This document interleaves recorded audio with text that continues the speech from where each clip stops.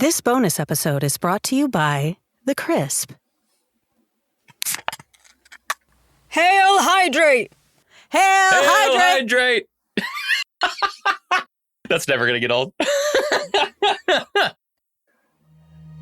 The World of Ae'oene, bonus content of Legend. Thalira and Kaldin, Part 3. I really hope we get those ingredients in time.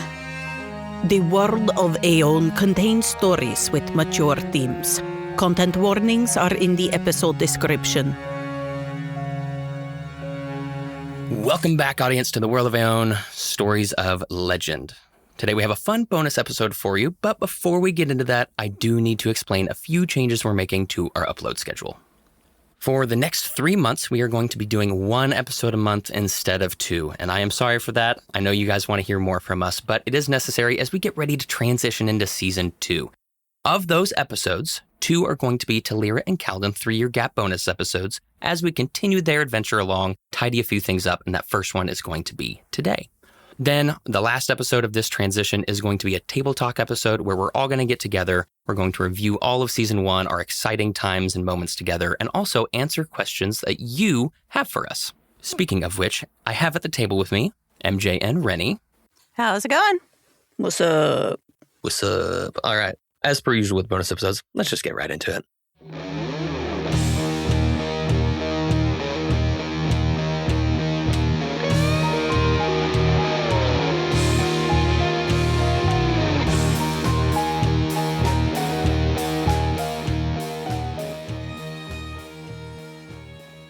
As we join you both in the adventure that you had previously been doing, going to collect the nectar of a honeysuckle bramble deep within the bogs of western Nitro Tare, you had just fought a Titanoboa coming out alive and well and having somehow found this incredibly rare plant, this component needed to potentially save Thalira's mother. As our mind's eye comes back into the scene, we find that you all have collected it and you are now on your way back following roughly the same route that you came in on, which luckily now, with your experience of the bogs and swamps here, knowing a bit more of the potential pitfalls of the potential animals and beasts here that could reach out and touch you in ways that you don't want it to. You guys manage to find your way out much more unscathed. And speaking of, as you are passing by a similar area that you remember a vampire chicken, or at least some sort of chicken beast, flying past you all, the same spot you had seen the Camilodiles, nearby, you end up running across a very large nest of some bird with 3 very large eggs. The coloring of these eggs looking similar, and fairly easily you can recognize it probably belongs either to that bird you had seen or something similar. And I believe it was, Rennie, you can remind me, was it you who rolled good enough to recognize that it was a vampire chicken? Yes, you, Kaldin, recognizes these eggs as vampire chicken eggs. Huh? I've never seen one in real life or anything. I've only read about it, but I thought they usually had more eggs. Like at least a dozen. That is strange. I don't know. Perhaps something got to them? Could be. There could be just other creatures that eat eggs around here, but I don't know. Well, I guess we'd better keep our eyes out then. About the time you say that, you end up hearing, trudging through the mud, the rickety sound of like some sort of small hand cart. Both the rickety sound of the cart itself, probably not being put together super well, but also the wet sound of a wheel pulling in and out of mud. Sounds that nobody probably likes to hear. I know Rennie probably wouldn't like it. I thought about making the sounds. Really, really did. But then I thought better. But you hear that approaching. And, well, there it is. Someone's looking for breakfast. Breakfast? Oh, no, ma'am. These are specimens. Specimens? Excuse me, for what? As you see a tall man looking, frankly, similar in height to almost Thalira, but no, she's a foot taller. Oh, you're 7'5"? She's 7'4". Oh, I thought you were like closer to 7. Okay, I take that back. You just see a tall man who, at least for Kaldin, a very tall human man who is very scrawny with a small little brown or round glasses on the tip of his nose and a bald head. He rounds the corner of the trees hastily, pulling this worn, barely put together wooden cart with a black sort of coating on its wheels that you can see, although it still kind of gets into the mud.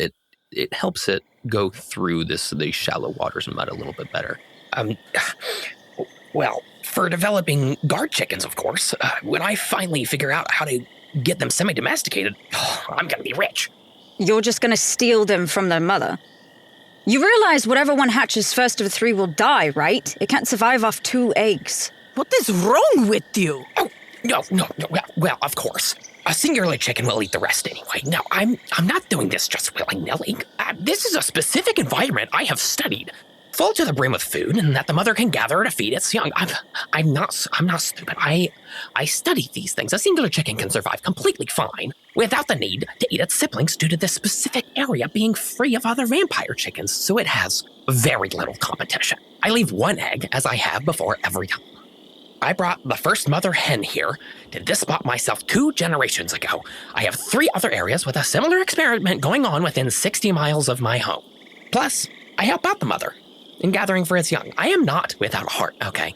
So you risk the rest by stealing from just a different nest. We saw a vampire chicken getting chased off not too far from here. I mean, if she saw you steal eggs and followed you, they're unprotected right now. What are you doing?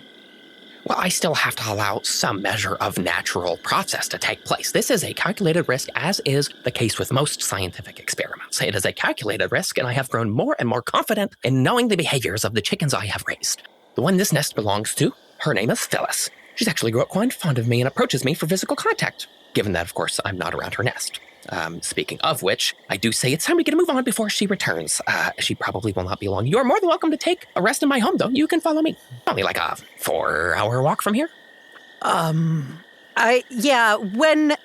we're observing him, does he seem like he actually cares for these chickens, or is this just an actually guy who is full of shit? No, surprisingly, while he is definitely someone who is very proud of whatever experiments he has going on and the intelligence that he has studied, you see he does care for these beasts, and maybe not in the same way that you might, but as he's talking to you, he's taken the time to delicately place these other large eggs within the nest that you can easily tell aren't the same species, probably some sort of lizard from the area. But he's making sure that when he places them, they don't crack, they're not going to fall over, and they almost exactly replace the existing eggs. He squats it, lifts with his legs, making sure to only carry 1 at a time. I mean, you can even see the cart. It's filled with wool blankets, things to make sure that the eggs are going to be warm and that they're not going to die and be devoid of life by the time they get back to his place. I mean, you can see the cart, while it's rickety, he has taken the time to make sure the wheels have this weird coating on it that allows it to travel a little more steadily through, this biome. So maybe not the same kind of care you're having, but definitely there is quite a delicate level of care that he is taking. And does it look like there's anything else going around with the environment at all?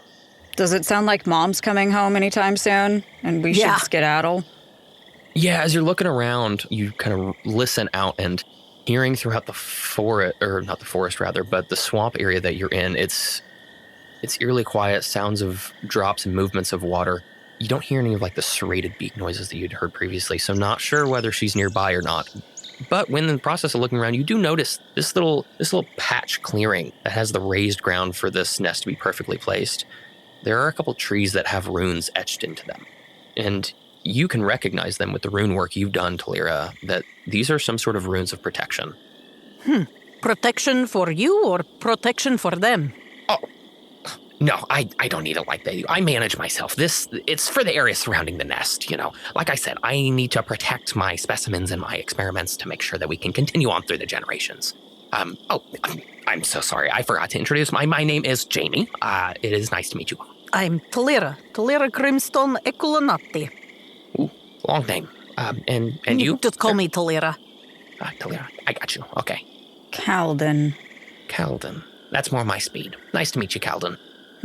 Well, pleasure making your acquaintance. Like I said, the invite still stands if you want to, but I'm not sticking around to have the mother come back. And he starts pulling his cart away, back the way he came. Thank you. Kaldin, we will need to rest. Would you like to camp out, or would you visit with Jamie? He kind of gives me the creeps, but it might be safer to go there than stay here with all the camillodials and the giant snakes. Well, And we don't want to risk the flower. It's true. Let's double-check everything is safe here, then, and then let's head his way. All right. Are you hurt, by the way? The camillodial didn't get you or anything? No, I'm fine. You were the one getting constricted to death. Are you okay? Your armor looks fine, but I guess it could have... Is there anything broken? No. You never complain, so I can never tell. I'm fine. The armor is a little... it needs a bit of a buffing, but it'll be fine. Are you sure? It's fine. Well, it hurts like a peach, but it'll be fine. All right. Bruises go away. Okay, if you say so.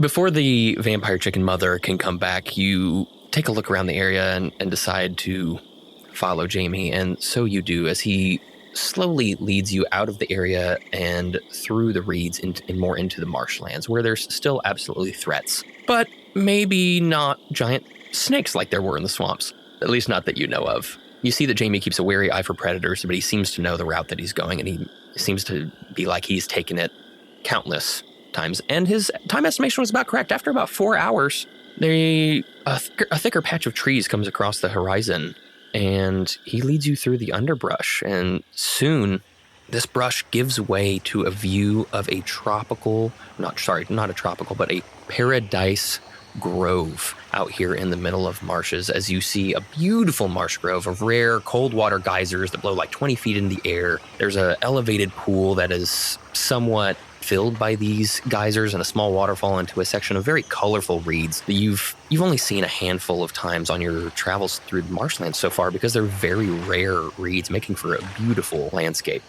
It's really a wonder that this thing can exist within the biome like this. Jamie turns to you all as he opens up the view for you all to follow him in. And welcome to my humble abode. I got lucky coming across this grove, to be honest, but I've tried to make the most of the opportunity and stay respectful to what Ae'oene has given me. Oh, and please be wary of Paula. She is my youngest and most successful of my chickens so far. She is a wonder. She lives here with me, and she's taken to the training I've been doing extremely well. I'm pretty excited to share it with somebody. You're the first guests I've had in an incredible amount of time, so just please be gentle with her. She's only like, I would say 3 months old or so.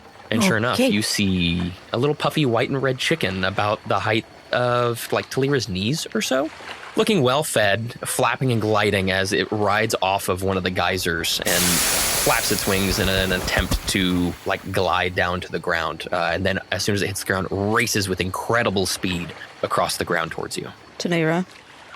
Hi there, pretty birdie. Yes, Kaldin? I'm in love. He's so pretty. She's the cutest thing I think I've ever seen in my life. So fluffy. You see, as it comes running up, Jamie takes out of a little satchel he has, he takes out some little tiny small bird eggs, like quail eggs, and throws it at Paula as Paula jumps up and snatches them out of the air one by one. And then he hands a couple eggs to you, Kaldin, as he sees you're enamored by Paula. I toss one to her. Not super far from where we're standing. Her beak is extremely sharp, so don't feed her directly. Just be careful how close she gets. Maybe a little further toss than that. She's not met any predators, so she isn't extremely aggressive, but instincts carry over in unexpected ways sometimes. Still be wary of that. As you toss it, Paula moves her head like side to side and kind of jerks it, and almost like you'd see a dog move their head and cock it to the side, as like curious and like a curious nature. There was another word I was trying to think of. Oh, you definitely see chickens do that. Oh yeah, no, we have chickens down the road. Like they would, yeah. It's hilarious, actually, and very cute. Smelling the other egg or two that he gave you, Paula approaches you slowly, kind of winding a little bit side to side, stopping often to make sure to take in your scent and things. But as she approaches, she also does notice how large Thalira is and kind of tends to stay a little clear of Thalira. It's okay, little friend. I will not hurt you. And Thalira also keeps her distance. As she gets a little bit closer to us, I toss one in the air like you would like a ball to a dog. So she has to kind of jump up for it. Yeah, and you see with incredibly strong legs, she jumps up and snatches it. It's gone in a moment as she then sits right in front of you, kind of licking her beak and starting to digest it. She's beautiful. Fluffy, I'm going to die! Oh, she is quite beautiful, yes. I'm glad she likes you. Now remember, she's still a wild animal, so if you're going to be staying here for the night or however long, just try to treat her quite like not quite the same as a house pet. You might find that you end up bleeding if you do that. He takes off his shaw and pulls it down to the side, reveal like a shoulder pauldron on his right arm. And you can see that there's different scars, marks over the course of his arm, literally like the size of pebbles. Essentially, you could easily tell it's about the size of the beak of a young vampire chicken, Ow. It's all good. They don't mean it. They're wild animals. I am in the process of domesticating them. So there are mistakes that are going to be made, but it's okay. I just made a bad assumption. But anyway, don't be scared of it. Just don't treat her like a house pet. But please, make yourselves at home. I haven't had any predators within this clearing in quite some time. 5 years maybe, so you should be safe wherever you like. Thank you very much. Thanks. Appreciate it. He just gives you like a small nod and then starts to take his shack towards his home that seems to be built of different bamboos. Well, Do we see any nice, flatter clearings that we can set up our tents?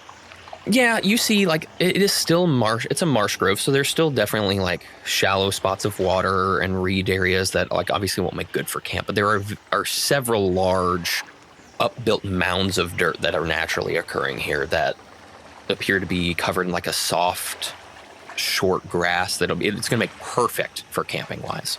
Just make sure not to roll down the hill in your sleep.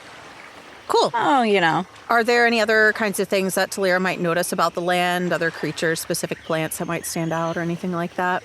Yeah, there are several different kind of cloves and flowers here that would make for good ointments and things that you've seen Gwynedd use. The water here seems surprisingly fresh for a marsh, as the wading in through the underbrush that surrounds this probably helps clear it a bit. But also, as you look in, you see several small, not minnows, very, very small fish that dart around in the shallow waters here that you've seen before that are for the purpose of sanitizing and cleaning.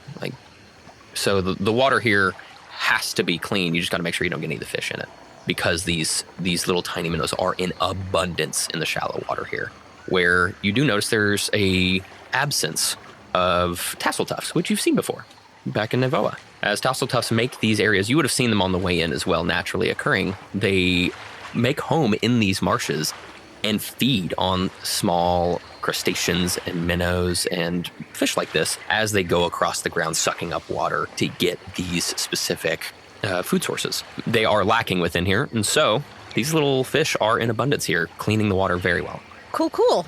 Thalira would ask to Kaldin, you think it might be okay if I take a little of one of those plants over there? I see one that might help with a little bit of the aches and pains, and I know I will be a little sore from that constrictor. Yeah, of course. Cool. So, Kaldin. Where are you from? Because I don't want to be pushy, but every now and then your accent changes, and I'm just curious. I mean, the accent's fake. I came up with it with you and Gwynedd. Well, yeah, but yeah, I don't know. What are you wondering about? Is there any particular reason you feel like you have to have it? Around us, I guess. Around you? Yeah. It's just easier if I keep it all the time. Reinforces it. I guess that makes sense. Do you want me to say anything if it slips again? Maybe not in front of everyone. Okay, I can do that. Thanks. Yeah. Well, that was awkward. Are you gonna go collect plants? Yep. Plants. Okay, I'm gonna set everything up while you're gone. Sounds good. Cool. And break. Our most awkward friends.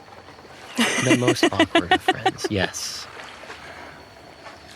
Thalira goes and gathers some of the plants around the area, taking it all in, enjoying just how peaceful this grove is for a while. As Kaldin, you settle in and you notice Paula slowly kind of growing more comfortable with both of your presence, but especially yours. As at one point, the chicken sits down after you both get a fire built up, and sits down as if she's just another member of your party, almost reminding you of just, some weeks ago with Maeve and Yellen sitting around the fire on the way back from the broken bridge of the giant metal spike. At one point, getting so comfortable, Paula even tries to play with you. At least that's what it seems like. Hard to tell with a somewhat wild animal. And Jamie walks up at one point, bringing you all some tea. You see the behavior she's showing. She's like pecking you and then dashing away. It's almost endearing. I think she's trying to play with you, although she's done that several times with me. And, well, you saw what happened. So, do or don't engage? Well, depends on your pain threshold, I guess. Well, with the armor off, it's, I'm a little more squishy, but that's only because that is flesh. I'm more fleshy. That's fine. After a while, you all get comfortable, and you're able to get some much-needed rest, considering the encounter with the Titanoboa and the Camila Dials, and just, frankly, how the past month has been. And throughout the night, Kaldin, you specifically have the perception to be able to notice that Paula had, patrolled the perimeter of the clearing as if guarding this homestead, this grove. And at some point later in the night, must have taken up a spot between you and Thalira as you wake up and find her kind of nestled, warm by the fire between you two. I would die for Pala. I would too. She's so cute. She's absolutely adorable. I love her. And they just get bigger. Oh my They can God. be huge. You could ride one, a full-grown one. I if it ate could enough. ride one. I don't You know. could I'm ride one. heavy. They get huge, Thalira. They have to eat a lot to get there, but they can. How have my people not had vampire chickens before? Ooh, that's a scary thought. Right about then, Jamie approaches shortly after you all have woken and having this conversation with a tray of morning tea. And words. Jamie says that.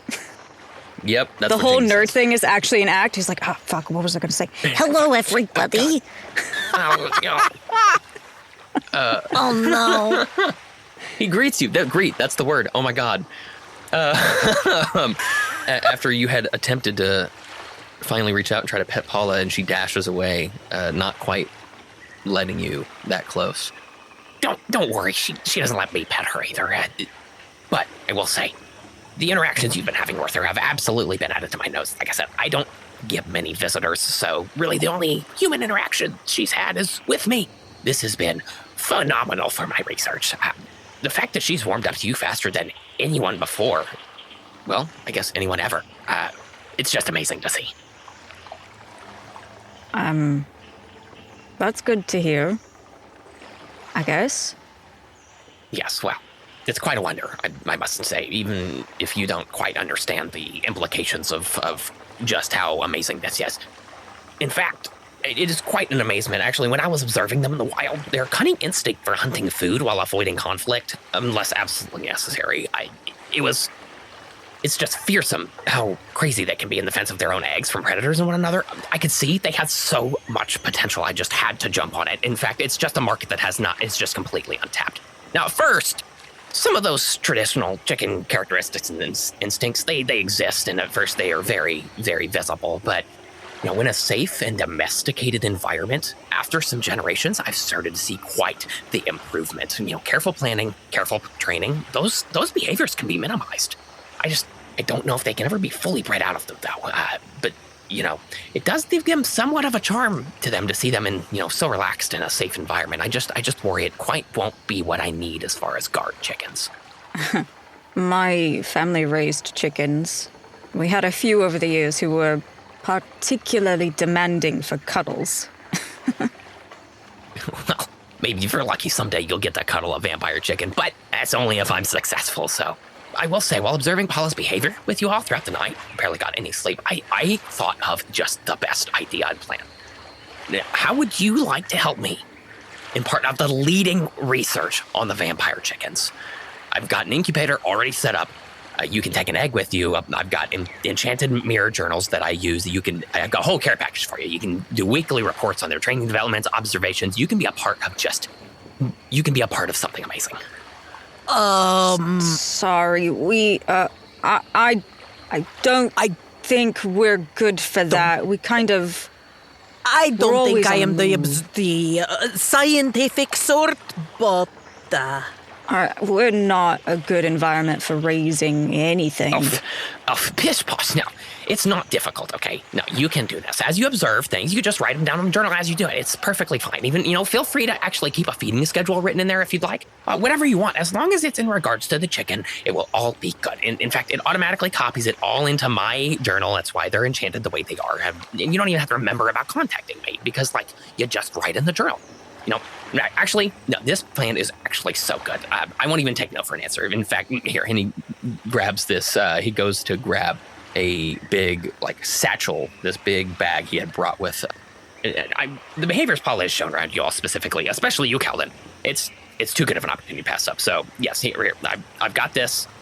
As he sets this, essentially this very large duffel bag very carefully down in front of you and opens it up, and inside, you see that there's a very sturdy notebook with a sigil engraved on the cover. It includes an inkwell with 3 wrapped chicken feathers that you can use as writing utensil. And very specifically within here, you see a bunch of different stuffing and things for insulation and protection. But there is an oval-shaped item. It's completely leather-bound, stitched together along one side. All of this sitting and shoved into this bag with as much protection as could be.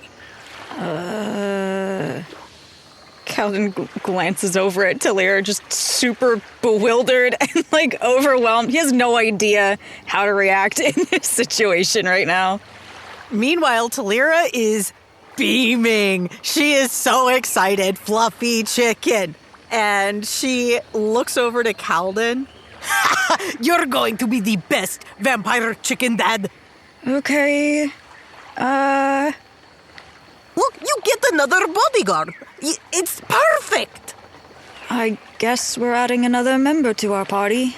Yes, absolutely. I went ahead and in the first few pages of the journal, I went ahead and wrote some advice and tips for care on the vampire chickens.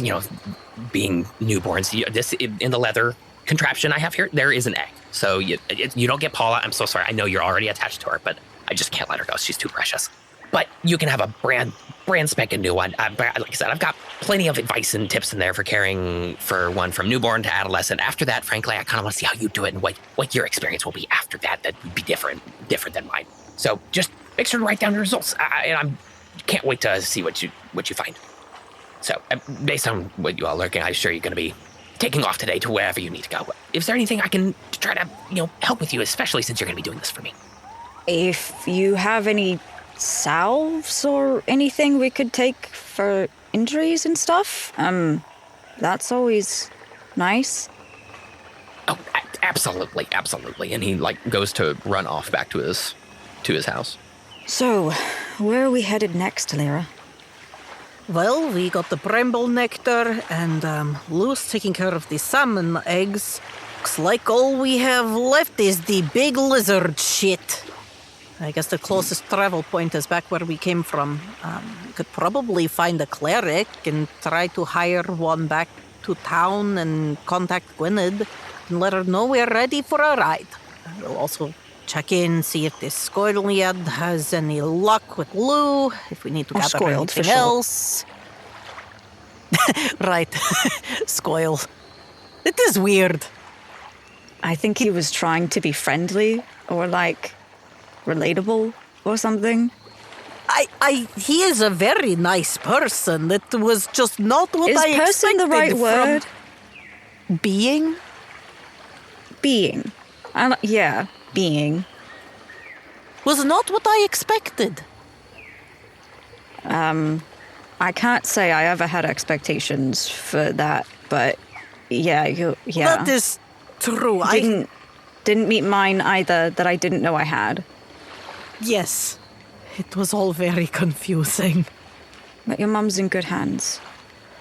Yeah. I hope so. We'll be able to sniff out this dragon shit in no time, I'm sure.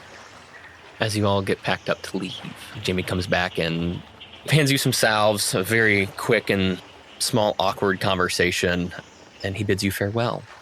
Paula ends up following you all to the edge of the homestead and squawks at you both, but as soon as you break through the underbrush, you can hear the quick patter of feet as she runs back into her home. Luckily, on the way back, you're now taking a different route than you're used to, so was maybe a little bit more on edge, but upon coming across a main road, you get super lucky and find a caravan of, once again, component hunters. Different caravan than you had seen on the way into this region. But regardless, you end up finding out that half the people in this caravan are members of the Adventurers Guild, hired to essentially as escorts. And it makes your trip back just that much quicker and enjoyable, as well as safe. And while you're passing through the city, you manage to get in contact with Gwynedd, and before too long, you're back through the other side of the city and finding your way to that unassuming round rock on the side of the road. Well, I guess let's get back to the village. I want to make sure I get the nectar to the Goliath before I go off tracking a dragon. I don't want him to have to hunt down 2 ingredients if everything goes tits up. Everything's gonna be fine. But yeah, it's a good idea. Yeah.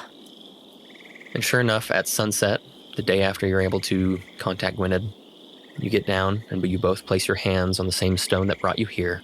And after 10 minutes of just awkwardly kneeling on this stone, not quite sure when it's going to finally activate from Gwynedd, you're sucked in once again, dematerializing and into nature itself as the couple days that it takes to transport back this way happens once again, giving you some thinking time, some time to maybe connect with nature a bit more.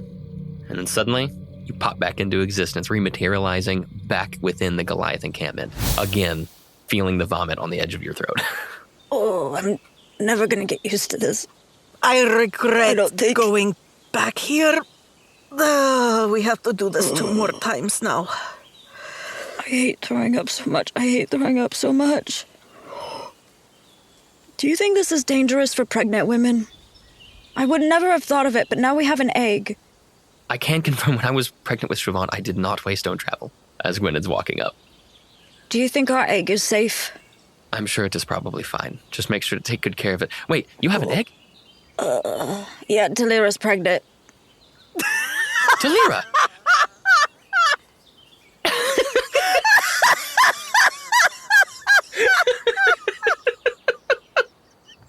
There was no gap. There was no pause at all. You were ready for that. Well, it couldn't be Kaldin. I mean, it would be really hard for it to be Thalira, too. Oh my God, you might have that's dabbled.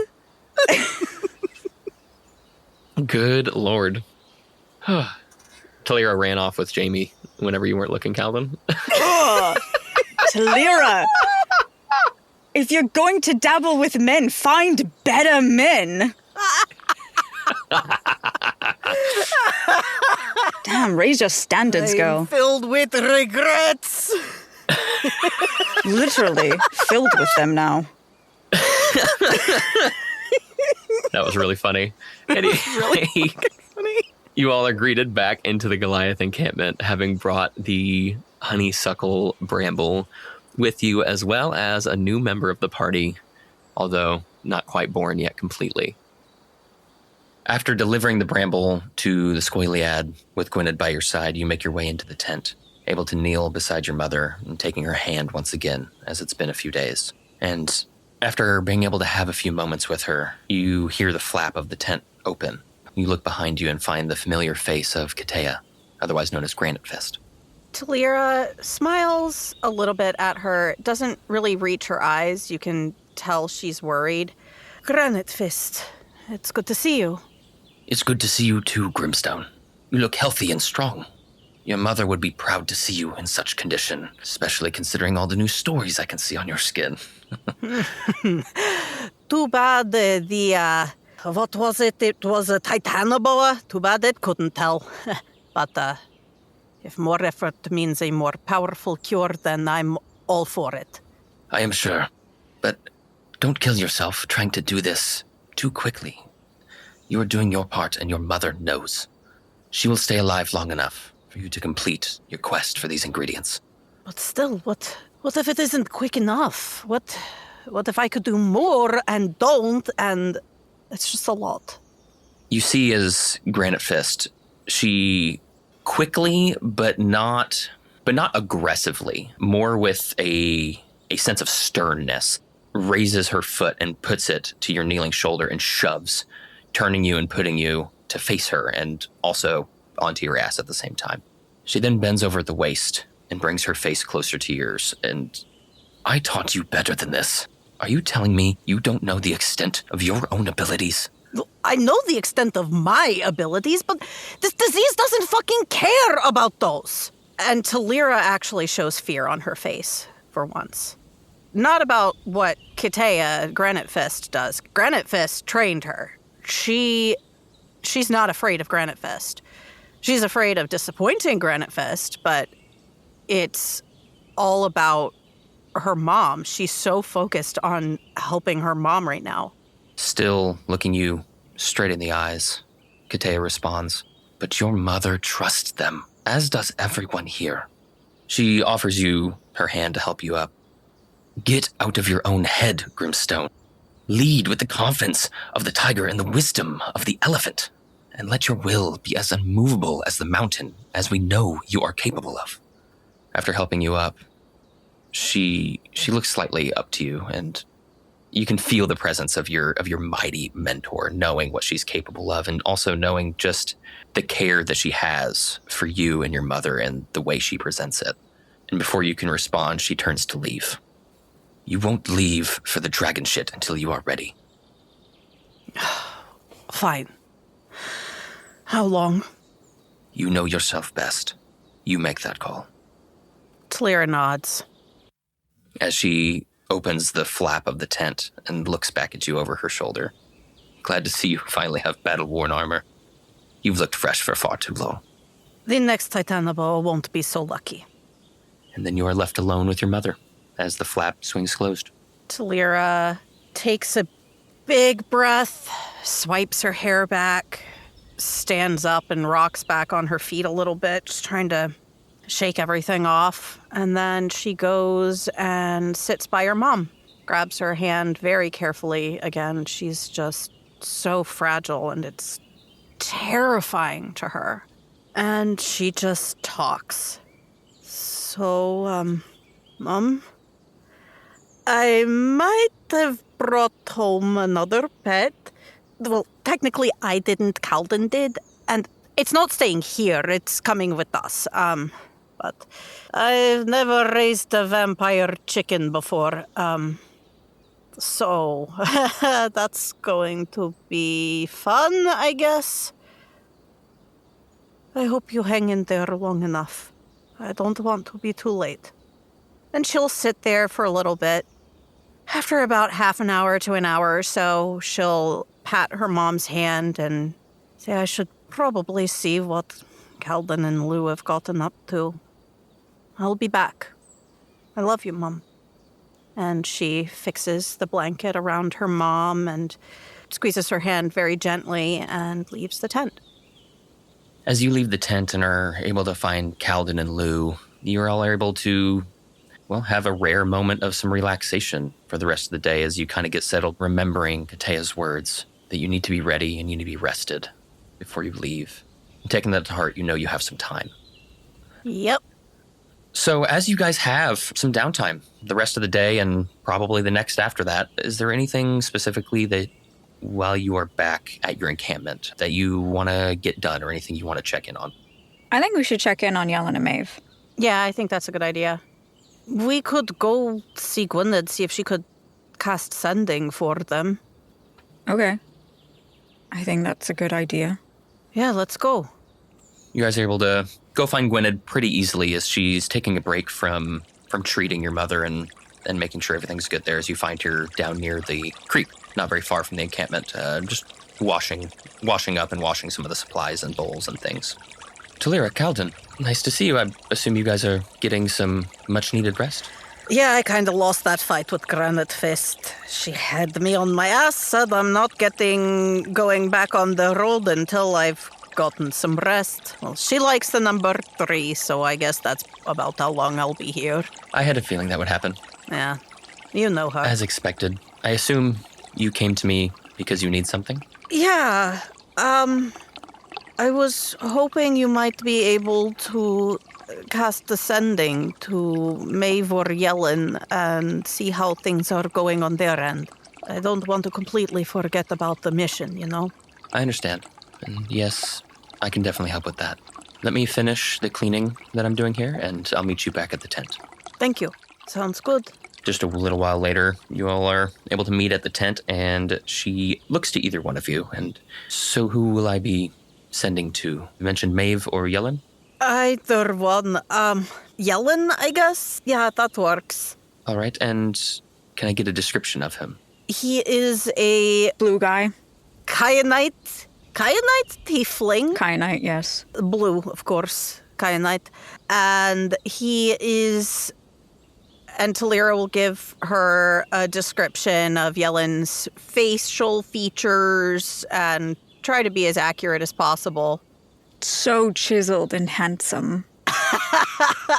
Gwynedd looks at you with an eyebrow. He's the manliest man I've ever met. He won at the Battle of Fisticuffs. Oh my gosh. There is a long joke about that. But anyway, yes. So that's what he looks like. How many words do I get again? It is 25. Okay, let me count. Mom is holding on. Okay, I think I got it. Mom is holding on. One more ingredient for remedy. Lou safe and settling in. How are you? What news? Any updates? Okay, that should work. And she begins and finishes the casting of Sending as you see her start to focus and concentrate on the spell and wait for a response. And a moment later, he says, well, things have got interesting for a moment, but we're on our way back down from the mountain, and we may need some help. And I believe there was more, but I think he forgot the 25-word limit. Fuck. Okay. Did it sound urgent? Like, did he sound distressed? Somewhat. Your friend has an interesting tone of voice. He was definitely heavy breathing, somewhat distressed, but also as if trying not to make you worried. How so? Just what I can gather from his tone of voice. Shit. Ugh, I wish we could get there to help them. It would take weeks, months, maybe. There's no way... How would we even find them when we got close, if they were even still there? Thalira starts pacing. You can tell she's really worried about all of this going on. She swipes her hair back and shakes her hands out a little bit. I mean, I might be able to get there sooner on my own, if we needed. But it still wouldn't be quick. Whatever happens, it won't be quick enough. If you think you can get to them in time, I mean, go. If you can catch up to me, even better. I'll take on the dragon myself. That's fine. Thalira, I'm not leaving you to face a dragon alone. Well, I mean, I'm not hunting a dragon. I just need that shit. My goal is to not be seen. Yeah, and you're very good at not being seen. You need me for that more than anything. We shouldn't have to sacrifice our friends just to save my family. That isn't fair. Ugh!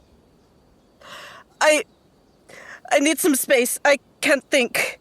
And Thalira rushes off. She has this grotto that she considers her thinking space, and she rushes off to that. It's by a little mountain stream. The grotto is like a small cave, not a true cave, but like a little outcropping in rocks that has been carved by water for, thousands upon thousands of years. And as she's rushing off, she sees where it's getting close, and she's just tugging at the straps on her armor, just working on doffing it as quickly as she can. After a few minutes, her armor is in a pile on the stone, and she rests against this slight outcropping, and she's pressing her back and neck against the cool rock, just listening to the sound of the water, just trying to calm down. While Thalira is trying to manage her emotions and her reaction to this news back in the tent, earlier in the day, obviously you guys would have been having conversations. Kaldin, would you have done the mind link with Lou to where she would be able to speak with you guys? I mean, probably at some point, but it's also limited duration. So without 100% confirming, we were just talking to her, I wouldn't know if it was currently up. Okay. In this case, let's make the assumption that it is, if that's okay. Okay, yeah. Okay. They're hanging out a lot. It makes sense. Right. As we go back into the mind's eye, goes back into the tent. Lou, obviously being here for all of this and looking very concerned as she watched Thalira walk away, she turns to you, Kaldin. That is such a long journey to get back there. How could anyone get there in time to help? I mean, who knows where they'll be or what they'll be doing? Kaldin's kind of pacing, chewing on his bottom lip, just fidgeting. Teleportation? Gwynedd, do you have a way to get us there? If my daughter had finished the Waystone in the peninsula, I could help. But alas, the best I could do is shave off a small amount of travel time. I have a couple more times I can spare the energy for a communication spell as well, if that is something that could help. Can you ask if it's urgent? I can try, if it's urgent. Thalira can't risk her mother's life, but I know she would feel responsible if something happened to them and we didn't at least try. I can contact him again, yes. Thank you. And sorry to put you out like this. It is no problem. Gwynedd once again looks into the distance and begins to concentrate and begin to cast the sending spell again, as you hear her say into the void towards wherever Yellen might be. Your friends want to know if it's urgent. Are you okay? Is anyone hurt? She waits and listens, and a moment later, Yellen responded, I don't know where I'm at. Maeve is in danger. We've taken serious damage, and something from my past has caught up to me. He sounded panicked. Fuck.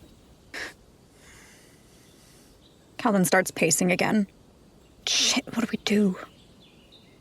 Thank you, Gwynedd.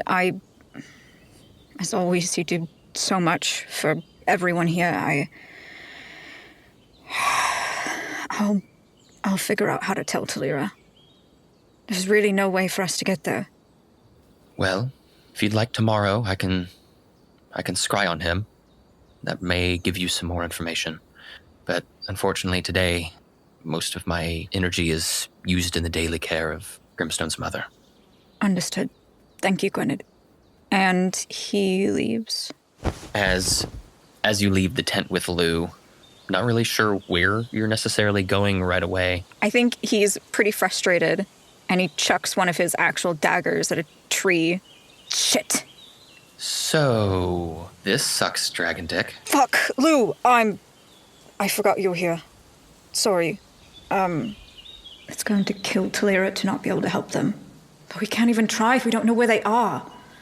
I can't just not tell her. Fuck. Yeah, that's understandable. See, that's hard. If you want to, you could pat my head. Maybe it's a good thing I'm in bear form right now. They say petting animals can help calm anxiety. I think I heard that somewhere. I don't want to be weird about this, Lou, but you're a person. Yeah, I know. It was a little weird. I can see you're so conflicted. I don't know how to help. I appreciate the sentiment. Well, maybe Thalira won't find it as awkward. She could still use some comforting. Where did she go? I don't know for certain, but I might have an idea. Well, at least you're not alone in breaking the news to her. Thalira, after about 10 or so minutes, she's sitting against the rock. In that time, she's been crying, hyperventilating, breathing. She's just having a meltdown at this point.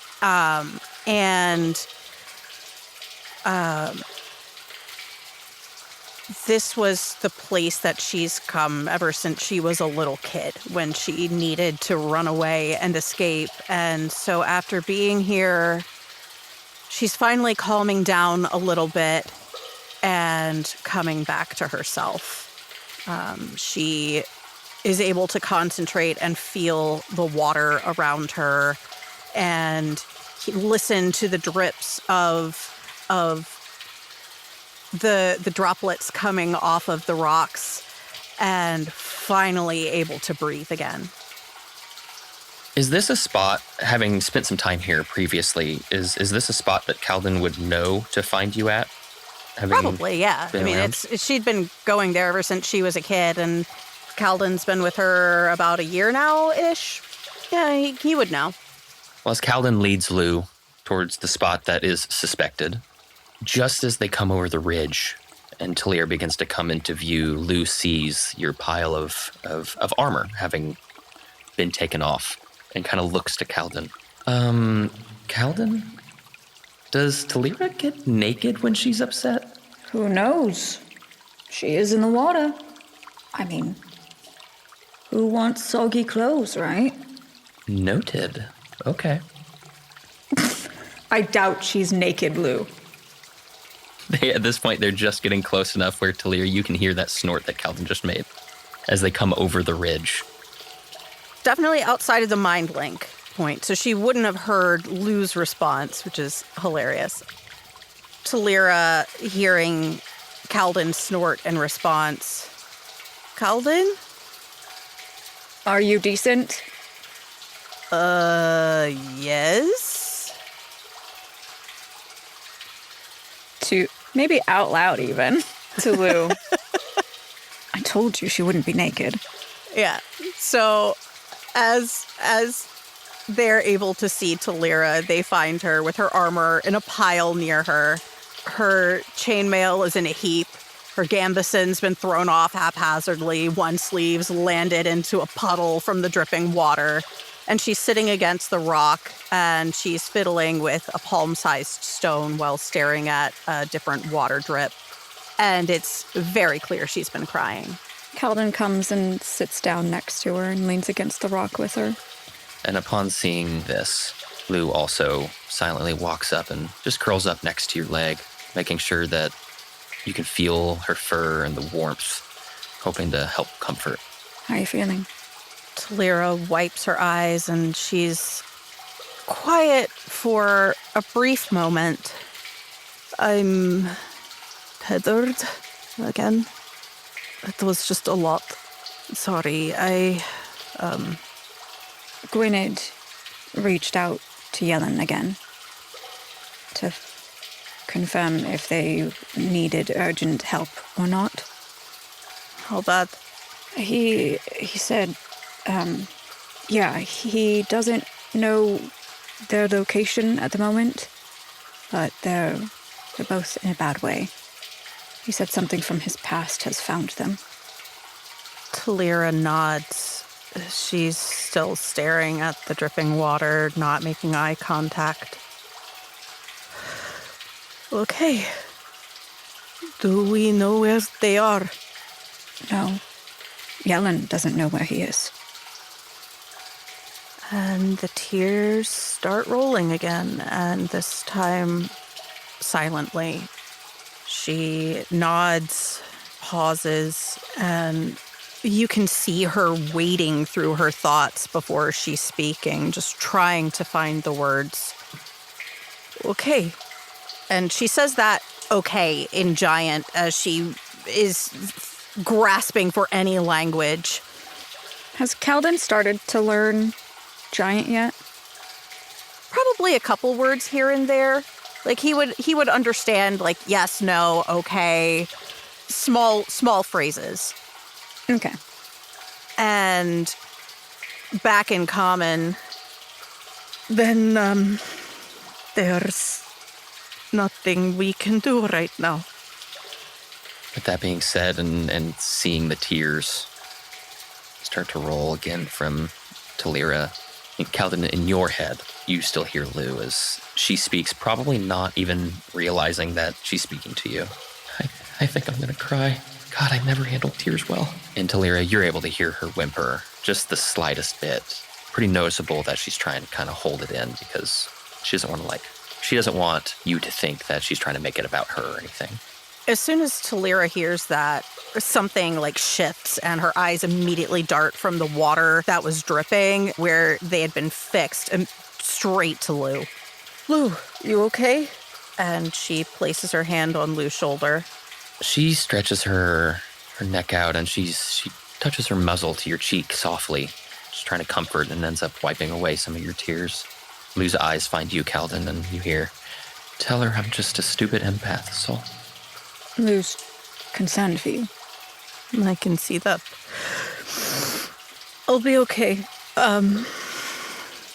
It's just fucking bullshit.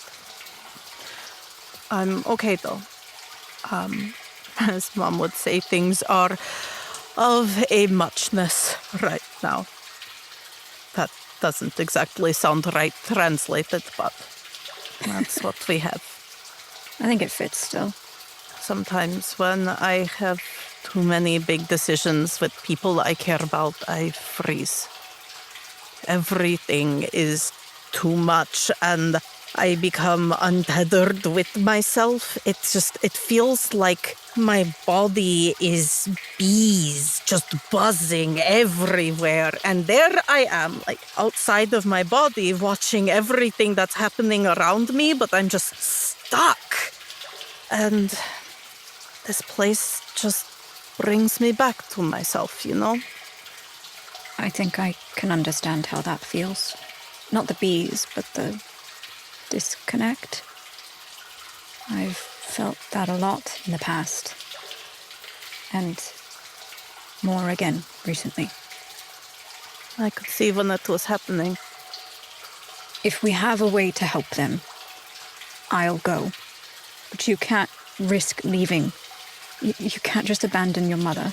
And all of that unfinished, we don't know how much time she has. I know. They're strong, Thalira. We have to trust them. I know. And we can't help them if they don't even know where they are. Kaldin stands up and pats Thalira on the shoulder. One of the only times he's ever capable of doing so. It's empowering in a way. You haven't eaten, and you need to. I know you probably don't want to, but you still should. Gwen had promised to help tomorrow. We can maybe try scrying or something. Maybe you'll recognize where they are if we see. Scrying will be good, but the thought of food, like, it just smells like too much right now. We'll get you something bland. Oats. I'll start with tea. I'll accept that. So you guys end up heading back to camp. You get some tea, maybe some food, and continue to rest for the day and the evening as a restless night proceeds, as obviously full of worries on the mind. And you all wake to a storm passing to the north, flashes of lightning and the low rumble of thunder in the distance as the sound rolls its way up the angled landscape. Early that next morning, you guys are able to find Gwynedd as she greets you. Good morning, young ones. I can see the eagerness for answers in your body language. I assume that you're following up on scrying on your friends. Yes, if you would. I'm sure I can spare a moment for my favorite elf and my good friend's daughter. So, yes, we can do that. Thank you, Sky Speaker. Gwynedd leads you over to a small water bowl just outside the tent of your mother's. You normally used as like a bird bath, but obviously has a secondary purpose. Do either of you have something of whichever friend we're going to be looking upon? It'll help with making the ritual connection stronger. Not of them, but acquired with them? Would that work? No. Kaldin has a single strand of Yellen's hair in a locket he keeps on him at all times. Oh, what? It's a friendship thing. It's a bro thing.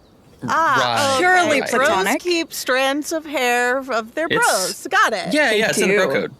Yeah. I need strands of your hair now, by the way. Both of you. I already You're have not Jax. a bro. You're a friend. You're such a good friend. You're not a bro. Damn, did I just get demoted? Wow, that's rough. That's rough, buddy. Ouch. Oh. No, bro is just a slightly different category. It's a masculine category. Fair. Oh my I god. am cis. Unfortunate. Your titty's too big. True. That's the thing.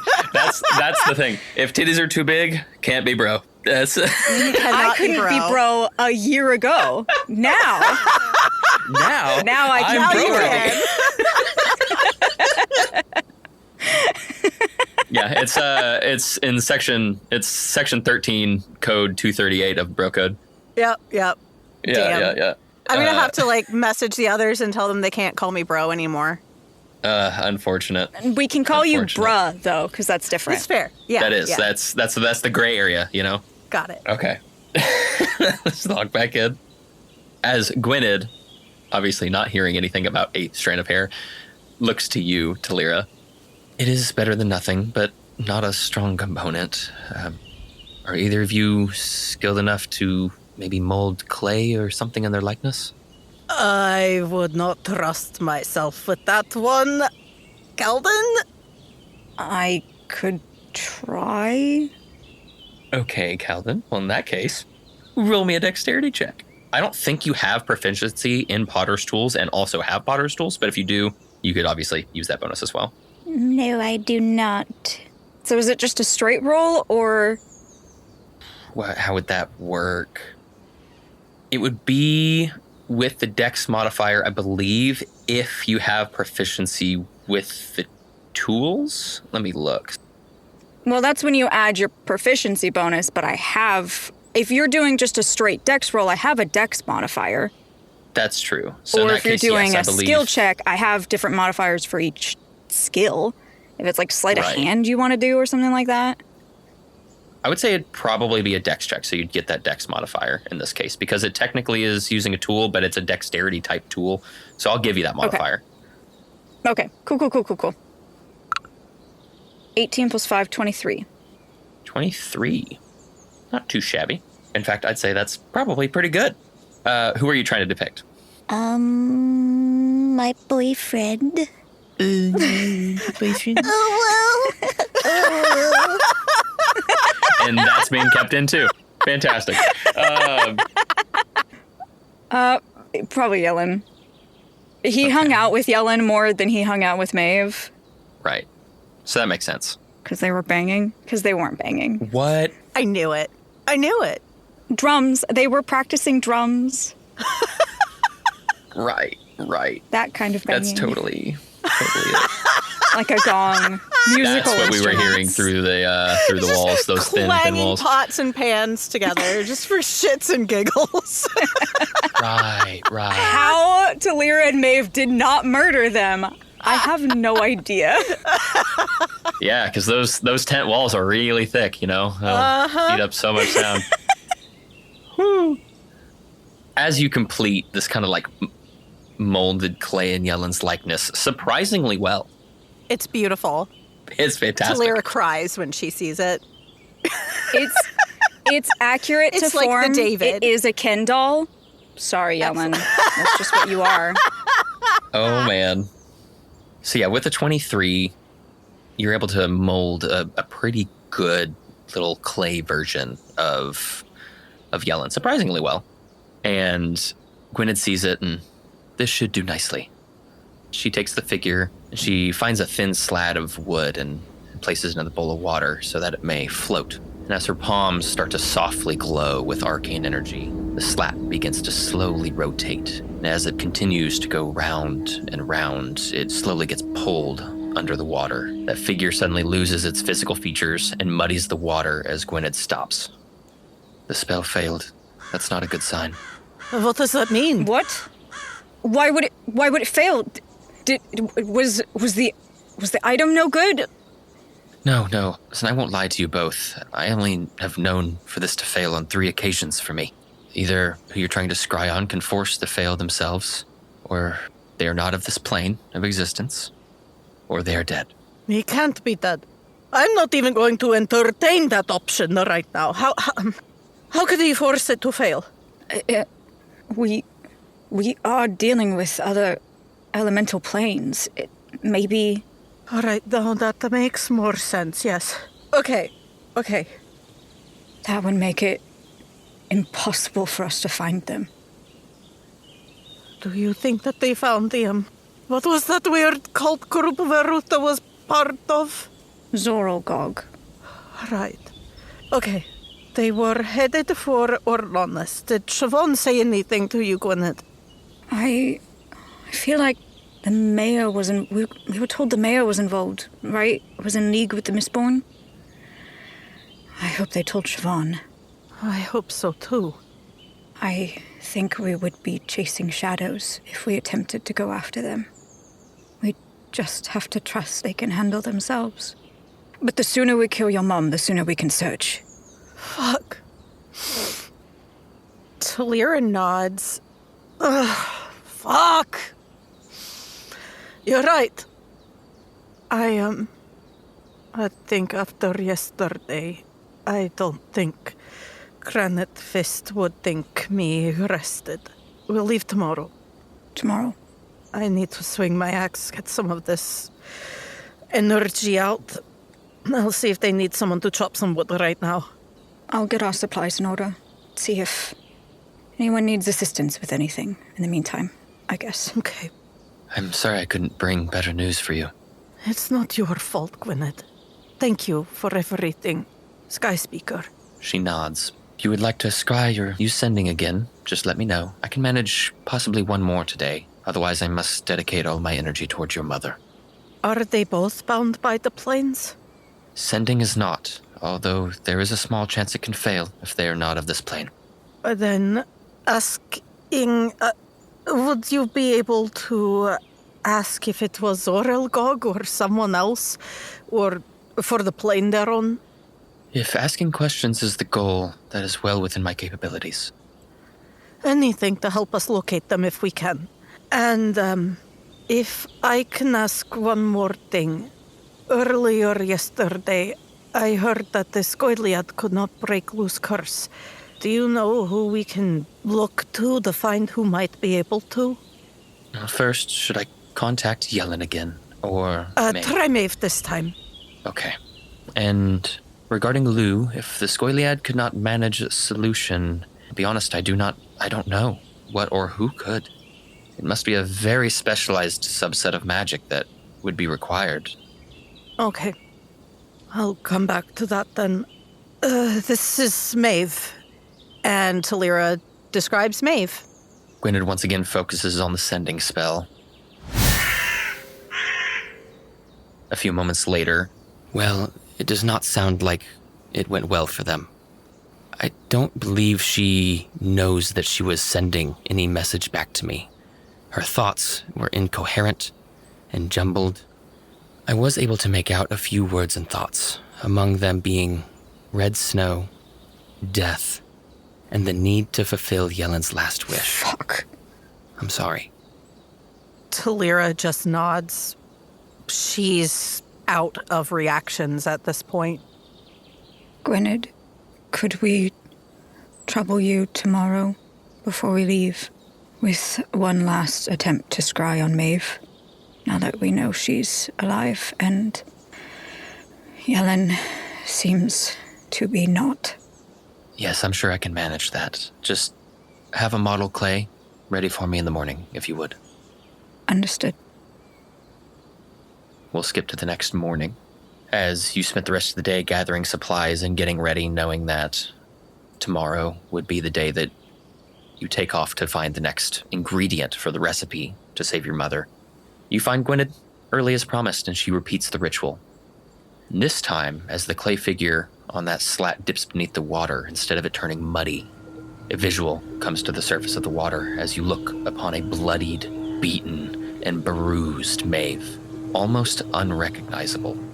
She leans forward, laying upon the mane of her spectral steed that you previously saw, Moss, appearing to have her eyes just barely open and massive bruises around them, keeping them that way. And even though you can barely see them, you can see defeat. She has one of her legs bandaged haphazardly, and the other one seems to have a bend in it where there definitely should not be. There's also a young tiefling woman as well, looking similarly beaten and bruised, as they just silently trod through the snowy embankment of whatever mountain they're on. Does it look familiar to either of us? The surroundings? I'd say, unfortunately, you can at least tell they're pretty high up altitude-wise, because the snow and like the clouds and fog that would be up there, it makes it hard to really make out the true size of the mountains, to even know if it's even the same still mountain range. Really, the only clue you could get is the fact that they are high enough in altitude to have that level of like foggy cloudiness. What does Thalira see in that? Because she does have the Wanderer feat. With her knowledge of maps and geography, is there anything that stands out to her? That's a good point. I always forget about that feat you have. Yeah, given that, I'd say yes, because they're surrounded by trees, and obviously regionally you're going to have different species of plants and trees, and I would say that you happen to recognize the specific texture and color of the bark on these trees to know that it's this obscure type. It's a wet hemlock. It's only native to the mountain range north of Nevoa, where you guys previously were. She's still in the mountains north of Nevoa. There was a tree that only grows there. That mountain range is massive. I could try to go ahead and scout, but there's no guarantee I'd be able to find them. They aren't waiting for rescue. By the time I even get close to Eku'Lanath to start searching, who knows where they'll be? Gwynedd, when you can you let Siobhan know? Maybe she could do something. Yes, of course I can. I'll speak with my daughter soon and give her an update regarding your friends. Okay. As she's processing this, her eyes start to glass over. I shouldn't have left. It's fucking my fault. It's all my fucking fault. Is it my fault then? Is it my fault because I came with you instead of being there to help them? What if I doomed them to die just by leaving? I know it's not your fault, Kaldin. Are you going to blame me and say that I'm dooming them by not leaving right now? No, you can't get to them in time. Don't be a fucking hypocrite, Thalira. You can't do everything all of the time. You're only one person. We'll do what we can. We need to get the last ingredient for your mum, and then see what we can do for Maeve. I know. Fuck. You act as though you're someone who can see the future and prevent every tragedy that exists. I know I can't. It's just... There was no good answer. If I stayed, they might not have been in this situation, but then Mom would have... I feel like no matter what choice I make, I'm dooming somebody. And I can't handle that. You can't punish yourself for this. It was still my decision. It's my burden, and I have to carry that weight. I knew the possibilities. Why is it only your burden? We both made the same choice, Thalira. We both came here to help your mother. And they both insisted on continuing forward. Grimstone, come here for a moment. Thalira nods and goes to Gwynedd. She passes through the fabric flap between the tents, leading you to your mother's chambers. Gwynedd, I don't want these decisions. I don't want to be the one to determine who lives or dies, and then it ripples outwards. I know it's why I'm not meant to be my mom. I'm not meant to follow her steps. I can't do this. She takes your mother's hand and pricks it with the end of a little dagger, and she places the blood as it pools into a small bowl. and she silently hands you the knife, and then she holds out the bowl. Thalira takes the knife and she looks at the bowl. Just a little bit of your blood, please. Oh, all right. And she pricks her finger and squeezes a few drops in the bowl. She takes the bowl back from you once there's a sufficient amount of blood in it, and then places your bloodied hand into your mother's. She reaches down and grabs a handful of dirt, adding it to the bowl, and reaches into a pocket of her cloak, pulling out a small pouch. She dumps out what appears to be maybe dust of like a sapphire, some sort of gemstone, into the bowl, and finally, with impressive speed, she whips the dagger through the air and into the corner of the tent. She walks over and picks up a now dead field mouse, the dagger sticking out of it, and proceeds to use it to mix the bowl. You watch as she practically glides to position herself behind you and your mother, holding the bowl between the two of you, placing your hands just above it. And then she begins to proceed with a ritual, some type of magic that you've never seen her or anyone else use. She chants out words that Kaldin, that you can recognize, although you might not be in there, you can hear them from behind the cloth. As the words leave her mouth, they seem to fill the room, and the pressure of the air increases and increases, and suddenly the bowl ignites into flickering blue flame engulfing your hands, but it is cold, as Gwynedd finally speaks. It always surprises me how much you remind me of my daughter sometimes, always failing to recognize the faults in the words you choose to speak. She continues as she waves her hand around and then forward, bringing those blue flames that engulf your hand with it, as a trail begins to appear in front of you, Thalira. She repeats the movement to the left with another path appearing in front of your mother, and you begin to notice that there are varying bright spots along this path, like nodes within this trail of fire. Gwynedd takes her hand. She reaches forth and grips the air and pulls it as if it's a rope, and the trails simultaneously move forward, almost appearing as if you would be traveling upon them. With that yank, you go careening into these nodes, finding out as the first one fills your vision, you come out into the other side in a memory. It's your memory. And you look over and see the same thing happening in front of your mother, but with her memories, being able to witness those at the same time. You speak as if your mother and you follow different paths, have such opposite roads of life that have given you such different skill sets, capable of handling such different things, but you could not be more wrong, Grimstone. As the memories, these key life events, they fly down the flame-lit road, taking you in, and your mother's memories side by side, you can't help but notice the similarities between them. Yes, they are absolutely different, unique in their own rights, and yet something deeper seems to be shared. The memory of your father's passing comes into view as little young Thalira, confused and lost, cries next to her mother, wondering why she can't make mommy happy. Dawncaller looks just like a young Thalira in her memory, wiping her tears away while looking at her young friend, holding the hand of her late mother upon her deathbed. Different, but you hear your mother with the same sort of, why can't I? You are not your mother, Grimstone, but you are your mother's child. Do not think that she once did not have the similar challenges, worries, or doubts. She experienced loss, defeat, or decided she did not want the responsibility. This road, this flame-lit road of time, continues. As you see the memory of the other day, as you went to the clearing just yesterday. You watch as your mother walks to the rock opposite of the same exact stream and buries the back of her head into it, crying out, "Why does it have to be me?" You may not want the responsibility of these decisions, but no one does, Grimstone. Mom.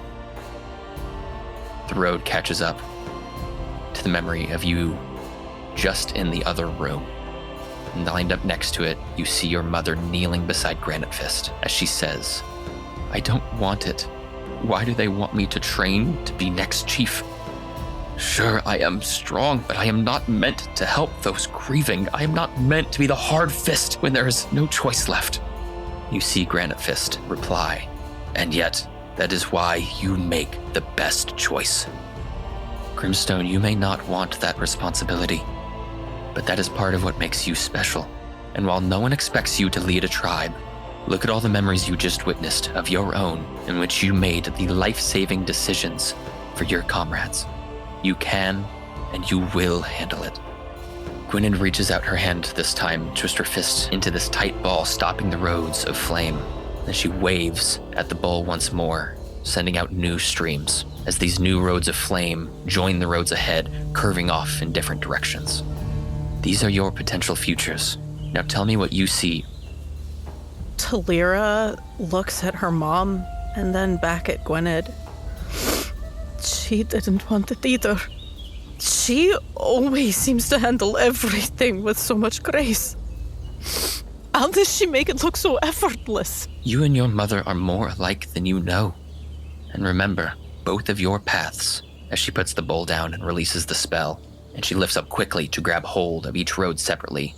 And as it begins to fade, she claps her hands together so that your mother's road and yours collide for a moment before fading away. Remember, both of your paths continue to move forward. Thalira stares for a minute at the area where the spell had been cast, imagining all of those possibilities at the point where they collided. You're right, as always, Sky Speaker. Are you sure you're not Goliath and were changed? I swear you know our ways better than us sometimes. Maybe in a past life, Grimstone. I know it hurts to have to make the hard choices, but make them with confidence, with gusto. Remember that in the event your decision could be a mistake, accept your mistake in earnest and learn from it. Don't let it stop you from moving forward.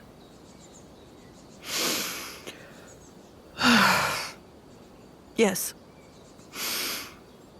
Yes. Nature does not dwell in the past. It's always moving, and it's always changing. And life always finds a way. Even in ruin and destruction, sometimes it seems like that's where it thrives the most. I made my decision because I trusted my friends to be able to handle it, even when I knew my mother's life depended on me. I'm not going to let her die. The tribe needs her. And you see Thalira steeling herself against another onslaught of tears, and I must trust my friends can get through this. I won't let my choice be in vain. Gwynedd just simply smiles at you, and then opens the flap to walk out, allowing you to leave with her. And as she goes to leave the tent entirely, she walks past you, Kaldin, and she pauses, speaking very softly to only where you can hear. I'm going to prepare your travel. Can you please leave a small amount of your blood hidden for me? Huh? What? Pardon. What? Kaldin mind links with Gwynedd. Just Gwynedd. Okay. For what purpose? Protection and privacy. Privacy. For you, yes. I will leave it. Fantastic. Thank you. Out loud to Lou, who I'm guessing is standing out there waiting for us. Yes. Lou, do you mind staying here for when Thalira comes out? I'm going to get some last-second stuff before we head out. Lou just nods slowly. Okay. Kaldin goes off to some secluded place and, super checks around that he's alone. And I guess gets some blood in a vial and hides it for Gwynedd. Alrighty. Is there anything that you guys would like to do else before leaving for the next ingredient? Thalira would sit with her mom for a few minutes after all of this and talk with her, or talk to her, really. I'm so proud of you, Mom. I had no idea. I've always been proud of you, but God, I respect the hell out of you. I know it's been hard, and I'm going to make sure you get better, okay? I love you. And Thalira would take a deep breath, brace herself, and stand up and walk out. All right. Well, if there's nothing else, I would say that we'll move on to going to get the dragon shit. The moment we've all been waiting for. Yes, the dragon shit. Our favorite. As both of you are prepared for this next leg of the journey to go collect the ingredients that are needed to help cure Thalira's mom, Gwynedd has also finished her preparations, asking that you meet her at the same waystone that previously had brought you to the one near Fotharia. As you meet her there, she begins the same ritual, following the same steps she did last time, and once again, in the same way, you are dematerialized as you are now transported across the planet, still taking time to do so, but materializing in front of an unassuming round stone that sits within the mouth of a limestone cave, now on the southern end of the country of Trolf. Oh, God. I'm used to this, and yet I'm never used to this. It smells so different suddenly. There's something disconcerting about it. It's like you stop existing for a time and then come to. Exactly. As you all take in the surroundings of the deciduous forest in which this cave sits, you smell the sweet smell of honeysuckle on the air. You see beautiful pale purples, faded yellows, and rich oranges. The leaves in which you are surrounded by as they fall and collect on the ground around you, painting a beautiful landscape. And luckily, as the forest around you isn't all too thick, you're able to look up through the canopy and see the peaks of these massive mountains, known as one of the largest mountain ranges on the planet of the solar major mountains. Luckily, you have a roughly drawn map that Gwynedd had supplied you, of course, given Thalira's skills of knowing her way around landscapes. You know that you've got roughly about a week journey on foot through the foothills towards the valley in which Guala sits within. Well, no time to waste then. Thalira nods and she starts looking around, getting herself oriented, and she starts walking. She's still trying to gather herself after the events of the day before, and about 20-30 minutes later, she finally asks, "Did I make the right call?" I don't think there always are right calls. I guess it was always going to be a bad call.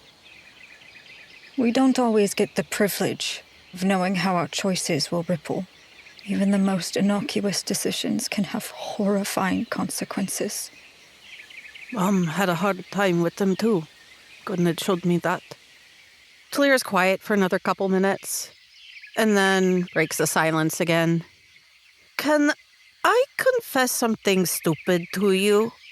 I almost dragged Lou along. I can't protect her if I'm not there.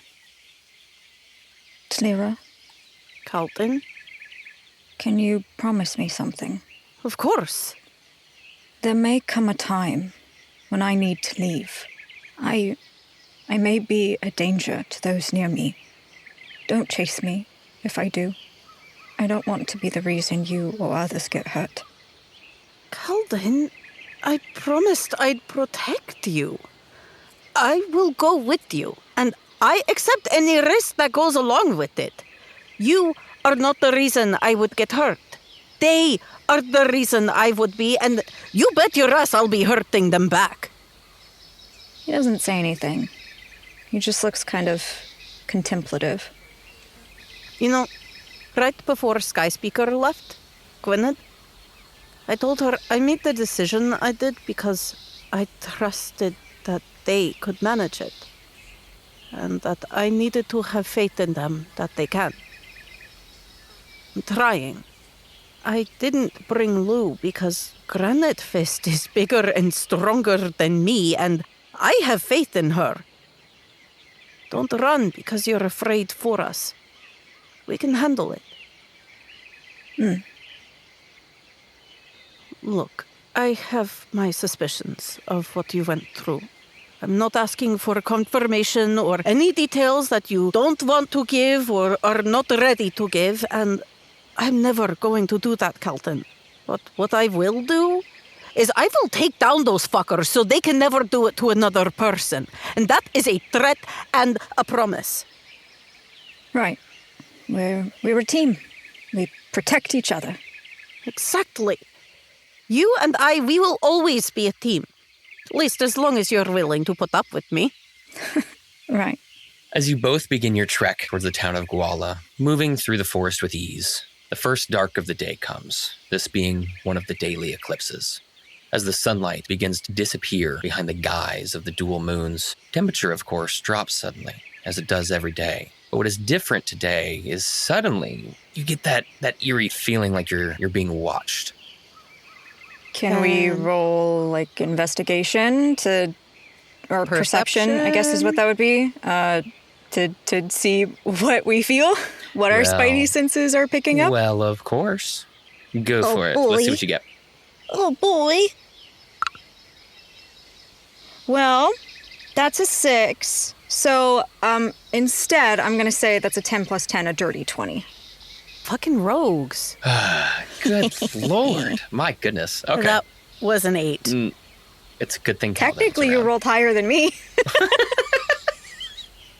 No, I rolled a 3. Oh, Oh, no. never mind. Yeah, the plus 5 is Take it back. perception.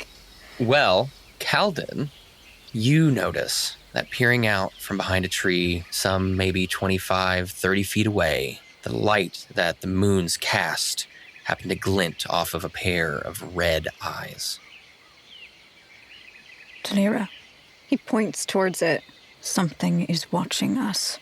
As you point this out, trying to give some direction to Thalira, those eyes disappear behind the tree, and a silhouette of a bipedal creature darts away quickly. Did you see it? Where? Can you talk to it? I don't know where it went. Or if it's sentient. Well, let's keep a lookout then and keep moving. Yeah. As you do indeed move on, the moons do as well, as about roughly 5 minutes later, Kaldin, you notice a figure lurking on a tree branch up ahead. It's up in the tree. Can I roll investigation or nature or history or something like that to see if I can figure out what this is, if it's something I know or read about or something like that? Yeah, absolutely. Any of those three honestly would work. History is going to be obviously if it's something you've encountered before and you're drawing your own personal knowledge. Nature, if you want to think about maybe the characteristics of an animal or something that would occur in nature naturally. And investigation. Probably that then. Okay, then yeah, if you want to do that, go for it. Okay. Let's go. 17 plus 4, 21. Yeah, that will work. You look as close as you possibly can. Obviously, it's not completely dark. Eclipses generally have a very, very dim light, which does help. And without making it too obvious to spook whatever this could be, you take in more details and quickly find that is obviously something humanoid. You had already seen it's bipedal, but with the way its legs bend forward at what's obviously like a knee, you can see the outline of a head. But the speed in which you saw it dart away and the way it moved kind of hunched over, and it's very predatorial-like. And watching that, it's like your mind clicks. I'm going to give you a little bit of like a history roll kind of mixed in with this. Your mind like clicks on something from your past, and you latch onto this idea, and it's something that you know well. You're definitely able to conclude it's not something natural. It's actually unnatural. How close is it? It's around 30 feet, closing in as you guys walk. Cool. I attack it. All 3 times with my psychic daggers. Okay, yeah, absolutely. Give me some rolls. Cool. Okay. 18 plus 9. Yeah, definitely. Cool. 19 plus 9. 14 plus 9. Yes. Damn! All of those hit. They're fueled by fury and spite. I am sure of it. Hell yeah. And before you roll, you don't need to roll damage. Knowing what your psychic daggers, like what the minimum of that is. With sneak attack. Yes, with sneak attack, of course. This can maybe give you a little insight to the condition of this creature as well. But You don't need to roll damage because that is enough as you watch it fall lifeless with a thud to the ground, or at least what you can assume to be lifeless. Thalira, please stay behind me. He is going to cautiously approach it and also kind of swing his pack around because he keeps a wooden stake in his pack, and he's going to pull that out and have it raised as he approaches this thing. Okay. Yeah, as you approach it, you can make out the paleness of her skin tone, also noticing the femininity of the facial shape and different physical characteristics. Her eyes and mouth are stuck in a reaction of surprise, obviously not expecting the attacks that you threw, but that reaction of surprise also showing its mouth, showing an obvious 2 long pointed teeth in its piercing red eyes. Obviously dead. Okay. I want to nudge it over onto its stomach to see, like, its back, if I can. Yeah, absolutely. She has clothes on, so if you're looking for anything, you'd have to move those. I pushed the shirt up. Do I notice anything on her back? Any markings? No, not really. Nothing that looks intentional and familiar? No. Okay. Kaldin? Is that what I think it is? A vampire? Yes. Looks like it was starving, which is lucky for us. It means it hasn't hurt anyone recently. Yes. And now it never will again. Exactly. You did good. I can tell it's not the first one you killed, though. Not quite the first one, no. Is that you being facetious in having killed many, or have you killed something else similar? I've killed very few. Well, you have the skill to kill many more if you choose. Most are not this weak. Weak is boring. I don't think we're boring. How do we kill a more interesting one? With cunning and more than a little luck. Well, it's a good thing you're cunning. And you and I, we're lucky. I think I used up all my luck for the next century meeting you. Nah, we keep making more luck. Look how many people we've helped together. That's not luck. Maybe, maybe not. But Lou, the mama bear we stopped from, rampaging fruitlessly through the village, to the people in the town who really needed answers. We were the answers to a lot of prayers. Is it luck? Is it us? I don't know. I'm gonna keep doing it, though. And that's all that matters in the end. Exactly. As you both begin to walk away, the sun begins to peek its face out from behind the moons. And as that light hits the body of this twice dead being, it begins to sizzle and burn to ash. Would Thalira know any uses for vampire ashes? Because that kind of seems like a spell component. It's definitely a good spell component. I don't know if you would know anything specific, like what spell it's used for, but I'm sure having spent enough time with Gwen, you probably know that it would be useful to her. One moment. If I've learned anything, Gwynedd likes weird shit from dead things. Hang on. And Thalira's gonna grab some vampire ashes. Nice. Okay, fantastic. As you all continue on, it does take that, about a week-long journey or so. Eventually, you make it to the small city/town of Guala, built of sturdy stone buildings beneath an interconnecting path system of tree houses above. The town, being cool and shadowed by the thick canopy of tree cover, allows for the moss and occasional ferns to thrive alongside of some of these stone homes.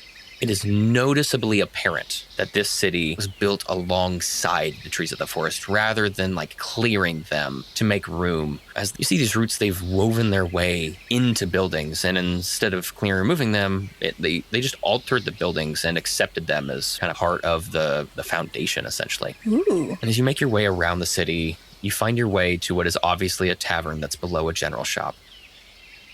Thalira is looking at this with the hugest wide eyes. She is obsessed with seeing how nature and the built environment interacts here. She is in awe. You know, I still prefer the wilderness, but this would be the city I lived in if I had to be in the city. It feels very comforting. Yeah, I'm gonna have to come back here. As you guys walk into the tavern, you see the immediate big feature, a massive root about the width of Thalira bursts out of one wall, given that you're in the basement, and it disappears into the flooring in the center of the room. But you do notice the place, it only has a few patrons around, as on one of the tables, some people are playing dice, but it's not all too busy. As you go further into the tavern, you see the bartender is a light green-skinned orc, has a full stubble across his chin. Mostly bald head, though, except for the thin horseshoe of graying black hair all the way around, just like my grandfather. What is it with you and balding? He's not bald. He's got a solid horseshoe. Balding! Balding! You have so many characters that are missing hair. Like, half the people from Kaldin's backstory are balding in some way. Rose's deepest fears unlocked. I so don't want to be bald. It's so an actual fear of mine. So you just try to put all the juju onto your characters? I don't know why. I don't know why. Obviously it's a crutch I have. Oh man. I need you to sit and just look at pictures of hairstyles. Luscious locks, this bartender. Thick hair. Okay, I will give him some different hair. That's fine. He's got it pulled up into a Portland hipster bun. Oh my gosh. He has Kyle's hair sword sticking out of it. Love it. Yeah, he looks cool and not bald. I love a good horseshoe. Okay, I can let me tell. redo that. Let me redo that. No, I'm leaving this in. Oh yeah. Keep going. Keep going. Fair enough. The world gets to know how obsessed you are with making characters bald in some capacity, because I've had to deal with this. That's fair. Further on, the bartender, though, he's like an average build. He's not like very big, not very small, just kind of an average guy. But he's got a rag thrown over his shoulder as he addresses you guys. Welcome, newcomers. What can I get you? Anything my sized? It's been a really long day. Is there anything you recommend? Are you able to do just like a blue steak? I'm sure we can do something along those lines. Yeah, I'll just warm up a slab of sirloin if that works. For the big lady, though, does a liter size mug work? She looks at her hand. Yeah, sure. Thank you. Take a sirloin too, and maybe a little warmer than his. As he brings you a drink, and he yells back to the cook around the corner. Do you all have business with the Miners Guild up the road? No, we're part of the Adventurers Guild. Mostly just passing through. We heard a rumor there's a dragon nearby, though. Is there anywhere we should be mindful of for that? Oh, yeah, you must have heard about the local legend.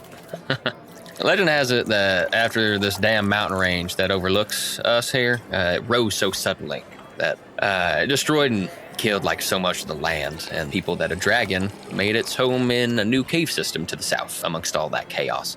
That was so many centuries ago, though, but they say that's why, as these trees grew, that we built the city under its cover and didn't come down. That way, we wouldn't be spotted from above as it flies. Ah, but you've not had any problems with it, ever? Well, not in my or my parents' lifetimes, at least. Some of the workers at Smith's Under Mine, they say they swear they've seen it fly overhead before, but not many believe them. I think at least it did exist at one point. Too much of it in our city's history to deny it fully, I guess, but whether it's still alive is a question for the gods. Oh, this is good. Thalira takes another very hearty sip of ale. Not a sip, a swig, a guzzle. A very hearty. Very demure. She whispered out a drink. I didn't have enough suction, and so I just inhaled too much, and then I started to inhale monster, and that's a bad day. Oh no. What kind of dragon was it? Or did that also change through the tales? The dragon, since you mentioned it, has changed in appearance a lot of the rumors I've heard. But one thing does stay pretty consistent, and that is the fact that it's one of them ones that uses water as its element.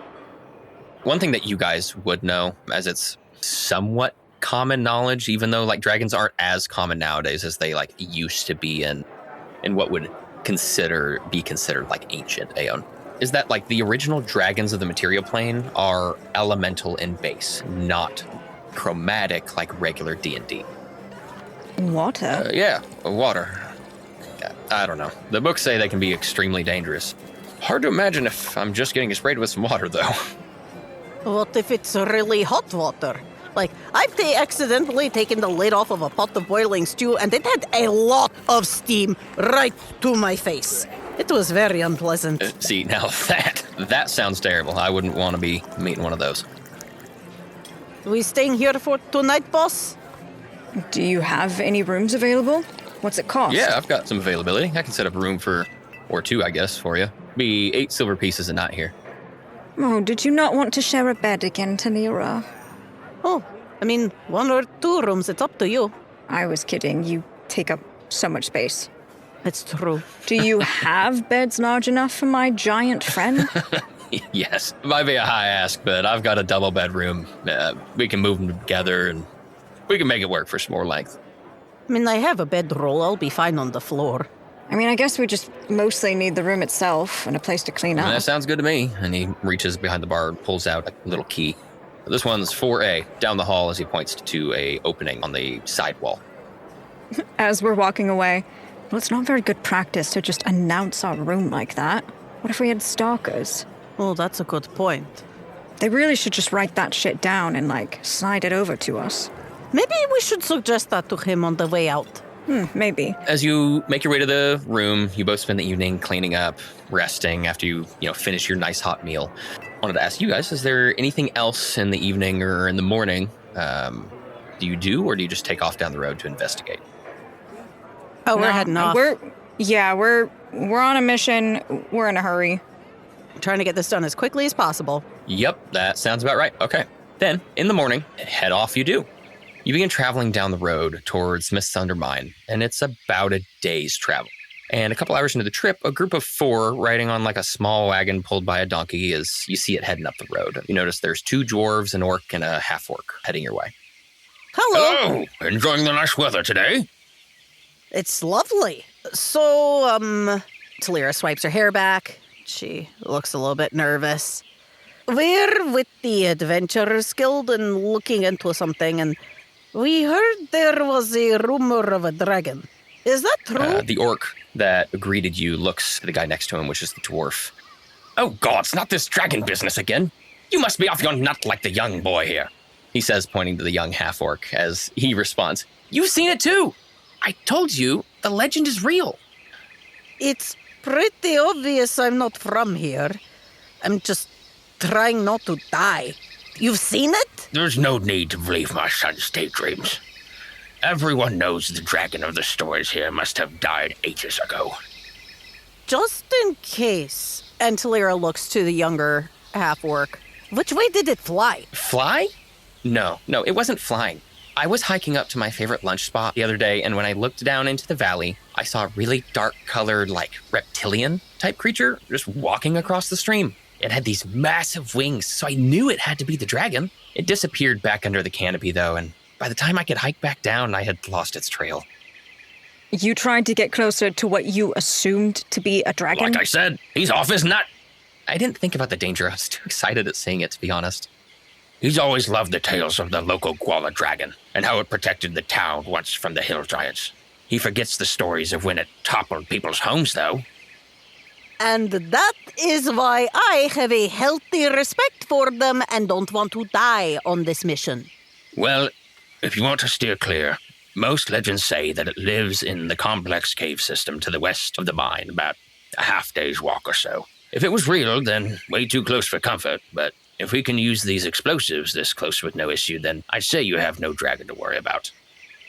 That's good to know, thank you. Yeah. Should we head east then? Well, you both stay safe on your journeys. Thanks. Thank you. You too. The wagon then rides on past as you see the half-orc kind of turn around and look at you guys one last time. But it continues on, and you are left alone on this road. Well, I guess we should sniff around and see if he took a shit anywhere around here. This is the weirdest quest I've ever done, you know. Well, my life has certainly gone literally nowhere I ever expected. As you all head west into the forest, taking some of the direction from that group that you had just talked to, it takes you a while, but you're able to find a creek, and with the tracking abilities that Thalira definitely has, you're able to find some old indentions in the ground, matched with some scratches on some of the bark of the trees. And you kind of get the indication this could be the path of maybe the dragon, or at least something large enough to be similar. What would it be? Survival or investigation to roll to track down this shit? How good a sense of smell do you need in order to be able to smell dragon shit? Yeah, seriously. We would definitely need a roll, because, dragons don't defecate super often. But I think, survival or investigation, I think, could work here. So that's a 3, but the good news is... Oh, no. I'm proficient. So that's a 10 plus 8. 18. Good. Because I rolled a 2, and I only have a plus 5. So that's a 7. Wild. Big smile. Thalira, you brought something to put it in, right? What? Wait, what? You think I'm just going to, pick up a shit with my bare-ass hands, the entire-ass log, and walk away all the way back home holding a turd? Of course I have something to put it in. Gwyneth gave me a jar. Yeah, thank goodness Gwyneth gave you the jar. You would have certainly forgotten that. I absolutely 100%. would have forgotten that. I would have put it in something. It's fine. Yeah, one of mine that I brought. No, it seemed like I learned underwater basket weaving. I could have made something if I wanted to. Yeah, I'm glad you have a jar. I didn't want to use one of mine. See? Now you're thankful for the jar. It's also a good thing when it knows I'm not a logistics person. With the rolls that you guys did roll, you're looking for a while, and you kind of go upstream, trying to find, well, there's no way to sugarcoat it, a pile of shit. You unfortunately don't find that right away, but what you do find as you follow the stream up, you end up finding the mouth of a cave, one that is easily large enough for what you would at least imagine a dragon could fit in. And you also see markings of scratching of where maybe a foot had dragged. You see where ends of wings, where maybe has a claw on the end of its wing where it would scratch the side of this cavern. It's fairly obvious. Well, looks like we've found something's home. Dragon or otherwise. Delightful. You know, I can't see shit in there. Thalira smiles and winks at her terrible pun. Kaldin rolls his eyes and peeks his head in. As you all make your way into the cave, darkness beginning to envelop both of you. Hear a couple drops of water as some stalactites loom as you continue forward. As you go around a couple curves, surprisingly, it doesn't get all too much smaller. Right before you're about to round another corner, you hear a voice ring out. Stop right there. Hello? We apologize for invading your home. We meant no disrespect. We're in search of a medicinal ingredient to combat a curse. How dare you address me so casually? I am the great... Oh, fuck it. Leave me alone. Let me die slowly and alone in peace. You're ill. Is there anything we can do for you? I'm sorry. How should we address you? I understand names are important. You are ill? How can we help? You can leave! The cavern shakes slightly, followed by an intense coughing fit once again. Does Thalira potentially see some mullein growing nearby? Or did she? Probably earlier in the day, yeah. Especially alongside the road that you were traveling on. Okay. Is Kaldin moving forward at all? Yeah, I think he's gonna keep moving forward. He's All gonna really push his fucking luck Yeah, here. yeah. And Thalira's not about to leave Kaldin alone with this thing, so she's gonna follow him. But quietly, she's going to say, you know, we could come back with some mullein tea. Did you see some? Because we don't there- have any. There's mullein, like, all over the side of the road. That is good for lungs. Perhaps you could go collect some. It might be a few hours, but, I mean, it maybe could help our friend feel a little better. He kind of holds out a finger, like, okay, just a second, and steps around the corner to see if he can get a look at this dragon to tell if there's more, like, physical injuries that we might want to address besides what tea would help with. Okay. Yeah. As Kaldin turns the corner, he sees this cavern open up even further into this massive opening, seeing ruins of what appears to be part of some lost stronghold. These massive pillars, a couple crumbled, barely left of what could be like some sort of statues, as you can see at least what appears to be a leg and a boot from one of them. In between those two pillars, though, lays a winged beast. This dragon of midnight blue scales and a singular spike protruding from the top of its muzzle, curving down towards the back of its head. And Kaldin, because of your very, very good ability to see in the dark, he's able to see the rampant missing of scales. You see scar tissue peeking out from behind the areas that it's missing. One of his legs even looks like it's broken, as you can see, like actually see the bone protruding out of the joint. But it's been like that so long that it's calcified over. You even see one of the Holy wings shit. of this beast is full of rips and tears. I mean, when you come around a corner, he looks rough. And as you do, you notice just in time to see like some bloody water is getting choked up by the coughing fit he was in. But he notices you, and very quickly, a shot of very, very high-pressured water leaves its maw, heading straight for you. I need you to roll me a dexterity saving throw. Oh, fuck. The good news is, guys, I have evasion, so hopefully... I mean, we good. know this Yeah, isn't the end of Kaldin. Like, That's true. Plot armor. 14? A thin line of pressurized water, a little bit of blood included, just barely missed Kaldin, grazing his cheek, bringing blood to the surface of your cheek. When the stream hits the cavern wall behind you, it is easy to see the little hole the size of a dime, and you can't even see the end of that hole. Fuck. Woof. Did I not make myself clear, little elf? Shit! You okay, Kaldin? Well, I've never been great about steering clear of trouble when someone was in need. You'd think I'd have learned after all these years. I mean, that's why we're friends. What's going on with you, our hot-breathed friend? Why can I not just die in peace? You don't have to die, you know. What do mortal ants like you know of what an old dragon wants or needs? I suppose very little, until we're allowed to learn. You got to look at me, didn't you, little elf? I did. I am a disgrace of my former glory, and far past the chance to live again. I hope that's not true. Otherwise, I should just die now. You've clearly survived a lot. What's afflicting you now? Inability to heal myself. We don't heal well without the arcane.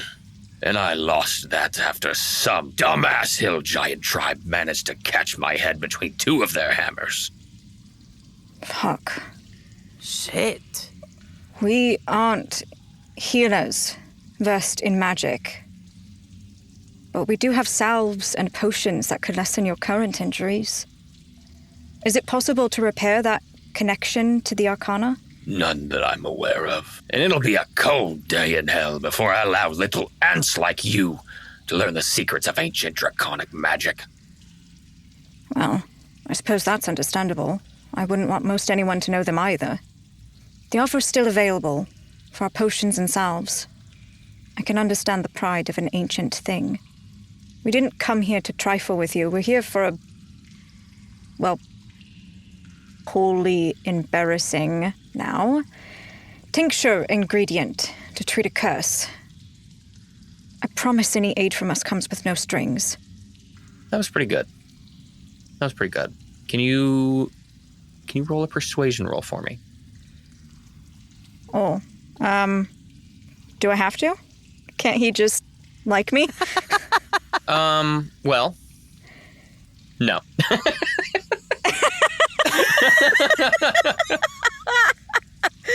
Fair. Fine. How's a 25 feel? Yo! Well, still no, as far as him liking you, but that'll help. Yeah, that'll help a lot. Okay. The dragon response, of course.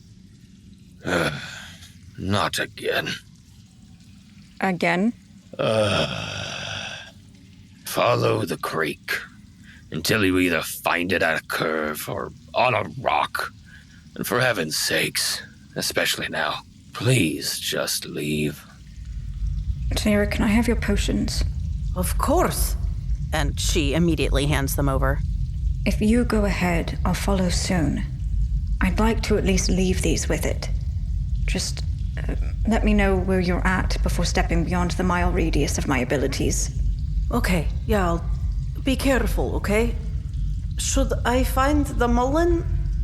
I mean, I feel bad for him. I don't want him to suffer. No, it'll take you hours to get that. And the potions we do have will likely be more immediately effective anyway, if it'll even accept either. You should get what we came here for your mother. Okay. Thank him for me? He nods. Can I roll an insight on the dragon? Yeah, absolutely. Because I feel like I'm getting the vibe of, like, Clint Eastwood, kind of grumpy old man meeting the annoying neighborhood kid that he, like, will eventually begrudgingly grow fond of. Like, that, you know. I was just curious if, like, Kaldin gets that vibe from him. Okay. 19. Yeah, I'd say you at least get something similar. Obviously, this thing's old. It's been around the block, and it just, yeah, you get it. Cool. Then, as Thalira is heading off, Kaldin is going to step around the corner again. It feels a little silly to carry on a conversation around a corner. Little elf, I don't get to eat very often anymore. You are truly going to make a mistake very soon. I'm sure your eyesight is still keen. I'd make a very poor meal. Dragon eyes are obviously very large. You can see him roll his eyes. I've told you what you want to know. What are you still doing here? Just patching up my bleeding heart, I guess. Look, I doubt the number of potions we have will be as effective for you since you're so large. But it's not like it'll hurt for you to take them anyway. There's a pause for a while, a fairly long silence before he speaks. All right. You can add them to my hoard. This massive dragon, he goes to move, and you hear as bones crack, the small sound of pain kind of coming from him. Little moans of pain. He just can't help it. You obviously wouldn't want to show weakness in front of you, but it just comes out. He moves to the side by about 10 feet, and revealing a small path, there is a massive pile of treasure and gold that sits maybe 70 feet back into what was this atrium of whatever this fortress used to be. Kaldin steps forward and deposits the potions Thalira gave him. And I think he has a few in his pack, too, that we stole from Varutha. Oh, yeah. That we did. Indeed. So he puts those on the pile, and he has some salves, too, from his medical pack, first aid kit, whatever they're called. Doesn't matter. I have these salves as well. They need to be externally administered. Will they be helpful to you at all? You see as he's eyeing you very carefully when you are around its hoard. I'll manage. Kaldin puts the potions and salves down and steps back so that the dragon doesn't have to be so wary of him. I'm glad you don't actually want to die, I suppose. Oh, I do. I just carry too much pride to kill myself. He looks pretty upset at that. Leave me be, little elf. Go spend your time saving someone that wants to be saved. All I've been doing for years is trying to save myself, and I'm not even sure I want to be saved. I am no member of humanity. We dragons prefer our solitude. But I have observed you for longer than you have been alive, young elf. For you to have even one friend that you regard so close, that should be enough to want to be saved. I'm not so sure about that. An extremely high-pitched ringing bounces off the walls of the cavern as a piercing stream of boiling water puts a hole in the wall just past where your torso is. And it's immediately followed with a violent stream of coughs.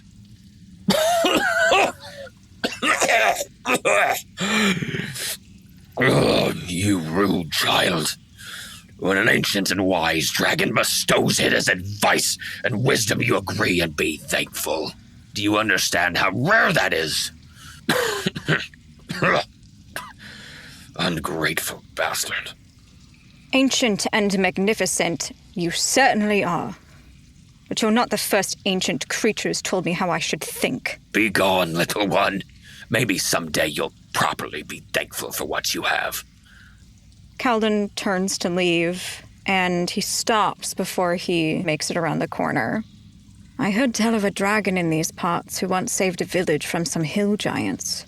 I hope it finds a reason to be happy again someday. And he leaves. As you round that corner that you came from, another drill of water hits the wall behind you.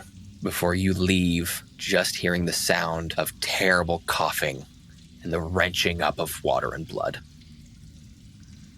Kaldin, as you catch up, Thalira is just about to start heading back as she had followed the creek. She had found some shit, some poop. I don't know what the best turd. I don't know what the best word to use is. But she found the loaf. You found the loaf that hadn't deteriorated like too far. I mean, you found it like stuck in like a sharp bend in the creek that you had previously missed. Hadn't quite gone far enough the other way. Disgusting. Gods, this is really the worst fucking adventure I've ever been on. Dragon shit. Gods. I'm sure we'll have worse in the future. Yeah, I guess you're right. Everything okay? We'll have to replace all our potions and salves. That's fine, easily doable. I mean, we just have to spend the money for them. How bad did he look? Years of injuries that didn't heal properly. Hundreds of years, maybe. He's so old. Shit. Our salves aren't going to do shit. Might be better than nothing. I don't know. I hope. I mean, still, I'm glad we gave them to him. I mean, he sounded bad. Oh, shit! To be honest, I don't think the potions will do much. I don't know how dosage... I found the shit! Sorry, keep going. Ew. What were you saying? I don't know how dosage works with potions, but they certainly weren't brewed to treat a dragon.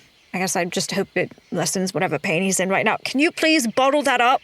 Oh, yeah, I mean, it's not as large as I'd have imagined for a dragon. Boy, I do not care about that right now. I mean, it looks like it's been broken up a lot, so maybe it started bigger. Yeah, fair. Let me just... Ah! Leaf slipped! Leaf slipped! Ah! Okay. Jarred, separate bag. We're going in another separate bag. I really need to wash my hands. Please do. And if we could just never speak of this again. What? You don't want me to boop your nose? I will let that dragon eat you. No, you won't. You like me too much. See, I'm very cute. I'll let it eat me then. No, you're too much of a survivor. Look, as long as you tell Mom the last thing I ever got her was shit, I'll let them eat me. Ooh, you know what? That's a good one. Next time she scolds me, I'll remind her of the time I brought her back some shit. Hey, Kaldin. Yeah? You're probably one of the bravest people I've ever met. You know that, right? Huh? Like, you just walked up to a dragon after he tried to kill you. And when we got what we needed, you stayed to talk to him more. A fucking dragon. You're insane. I fucking love it. I mean, I don't know if it was brave. probably mostly just stupid. You're a badass. That's definitely not true. I think it is. But I'll drop it for now. Well, you guys have obtained the ingredient that you came here for. If you guys are good with it, just for time purposes, there's not going to be any surprises. I'll spoil that for you now. On your way back home, still going to take that same week time, but you're able to find your way back to the Waystone. You can use the scroll of sending that Gwynedd sent you with as she then performs the ritual. And once again, you are dematerialized and you spend that however many days before you rematerialize back in the tribal lands of the Goliath. I'm not pregnant this time. Well, that remains to be seen. You don't show immediately. You know, maybe we'll find out next time if Thalira is actually pregnant, because that is going to be the end of today's session.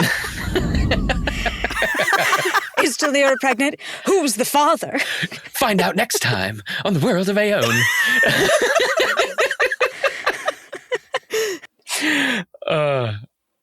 Oh my gosh. Hope you guys enjoyed today's episode. A little sneak peek, or not so much sneak peek, at what happened during that 3 years time where they were over there fucking dying and we're picking up dragon shit. This brings up a good question. I don't know if any of the audiences have ever wondered this, but before we finish this up real quick, does Kaldin and Thalira hold any guilt, for that? Oh, 100%. So I figured. Absolutely. Okay. I don't think. I mean, obviously, you guys hold guilt, but I don't think it's ever been said out loud. Maybe there has been dialogue, and I've just forgotten. We checked in on Maeve to make sure she was still alive, and I'm sure we tried a couple of times. It hasn't been shown yet. Maeve ignored us, full stop. So there was not much more we could do there, and we were under the assumption Yellen was dead. That's true. Yeah. That's true. Well, that is going to be today's episode. I hope you all enjoyed it. Stick around for next time. We're excited to keep on giving you more content. And of course, this is the end of an episode. We got to do our shameless plugs. On all podcast platforms, if you scroll down, we have a little link tree that can take you to all of our socials and other platforms. If you like us and want to see more of our content in maybe short form content, you can find us on those platforms. We'd love to hear from you there, as well as we have our community where you can find us on Discord, and maybe you might be able to interact with us a little more personally. Not only that, but we have a lovely Patreon. Da-da-da-da. Yes, we do have a Patreon, as every other D&D podcast does, but ours is the best. We don't expect you guys to, by any means, monetarily support us, but if you want to, that is one of the ways you can, and we will greatly appreciate it. Plus, you do get, some benefits from being on the Patreon. You'll get more of us. And I mean, who doesn't want more of us? That's exactly right. That's true. exactly right. We're pretty That's cool. what we're saying. And if you don't want to get more of us, but still want to monetarily support us, which I don't know why you would, but hey, if that's or maybe if you just want to do more, we also have a coffee. If that's your kink. Yep. And we don't kink shame here. No, of course not. I kink shame sometimes. But I won't That's kink fair, I shame do that. too. We won't kink Not shame that that. one. We love you guys. Hope you guys stick around for more, and we'll see you next time. Bye. Bye. Bye.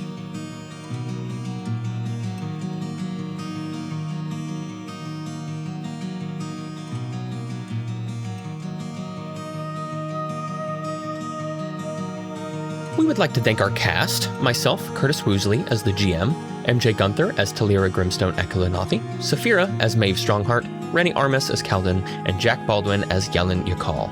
Additional thanks to Sentic GFX for our graphics, to MJ and Rennie here for our show editing, and our intro and outro music composed by Ryan Moons, owner-operator of Eyes on the Moon Studios.